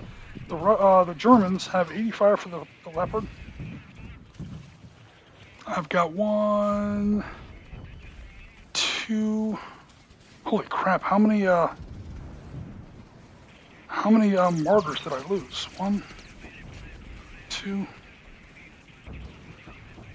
Seriously, where the hell are all my martyrs? 1, 2. I only had 4 to start with it. No, I had to have 5. Oh, here it is. 1, 2, 3, 4, 5. Okay, so geez, 3 mortars are burning. Oh lordy. So 85 for the Leopard. How much was the mortar worth? 25. I got 2 of them left, so that's 50. And then I have 1, 2, 3, 4 infantry teams left. And that's literally it. 267. So 240 to 267. We're going to call this a German win for 2 reasons. 267 German points left versus 240 Soviet points left. Very, very narrow margin. It's only 27 out of a beginning point total of 546. 27 divided by 546. That is 5. That cannot be right. 540, 27 divided by 546. Yeah, that's more like it. 5%. So the Soviets lost on attrition by points, basically, whatever's left. 5%. Actually, a little bit less. 0.475. 4.94%. So very, very narrow margin. And the Soviets only have 2 units, breakthrough units, on the German third of the table. So if I look up special rules on that, on the card, move on other person's unit thing. I wonder if it was meant to be recon troops out in the field. Oh, I know what you're talking about, the communications card. Okay, cool. I will read it. So it's one of the tactical advantage cards that you can get in, that you have in the game. You have to draw it, and then you have to play it at a certain time. Oh no.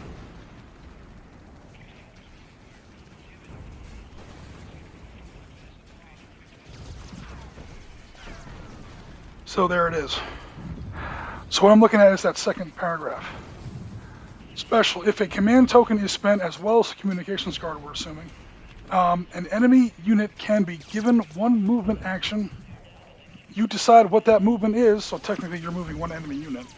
You spooked him, you baited him, you somehow tricked him into moving somewhere you wanted him to move. All rules for movement are normally fired, so obviously you're going to take reaction fire against them.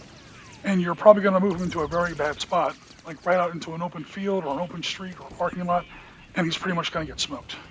So I'm assuming that's what that rule means. Oh no, I'm out of focus now.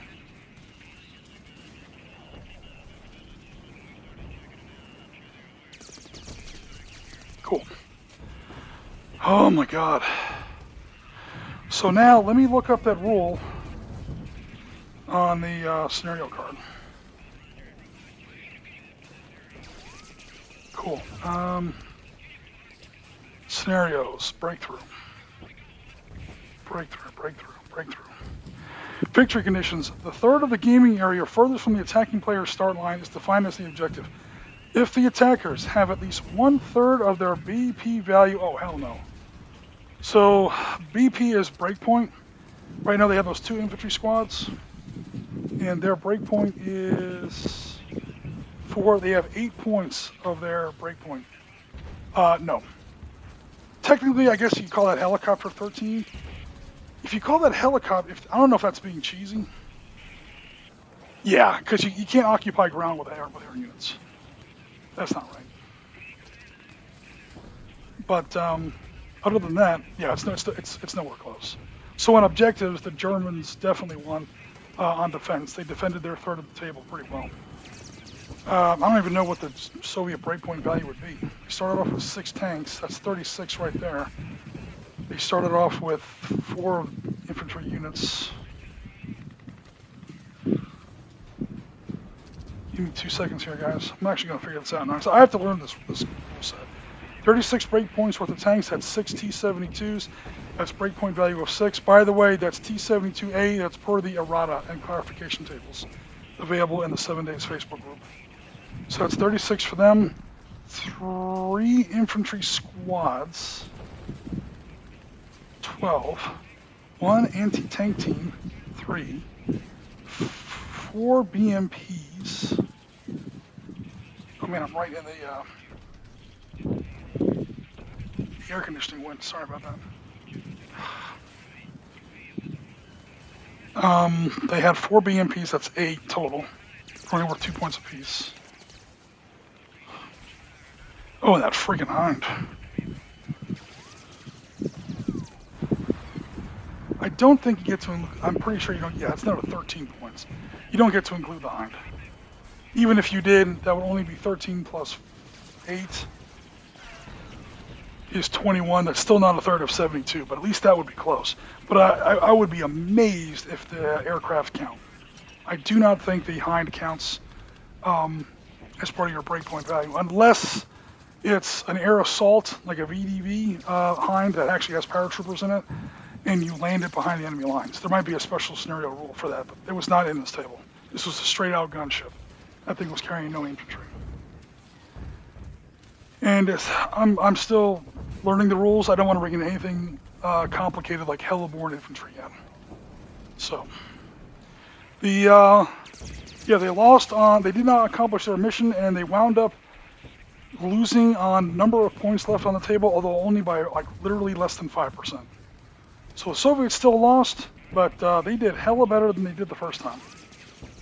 Then again, the first time I really kind of screwed up their. Dean says, yeah, you would need guys in the back instead of the spare ammo for the hind. Yeah, totally. That hind has been launching anti-tank missiles all game and always failing. It's a 1 in 4 chance. I just figured actually it's a little bit better than 1 in 4 chance. So you have to roll a 5 up to penetrate with a 7 weapon. Sorry, god damn it. You have to beat a 16. You get to add 12 to your dice. So you have to roll 5 or better. However, because you're firing heat weapons on the AT-4s or AT-5s, whatever those are, either the Spigot or the Spandrel, against special armor. So you have to roll twice and take the worst result. So that means you have to roll 2 dice at 5 or better. So 60% chance, but you have to roll that twice. So 60% times 60% is 36%.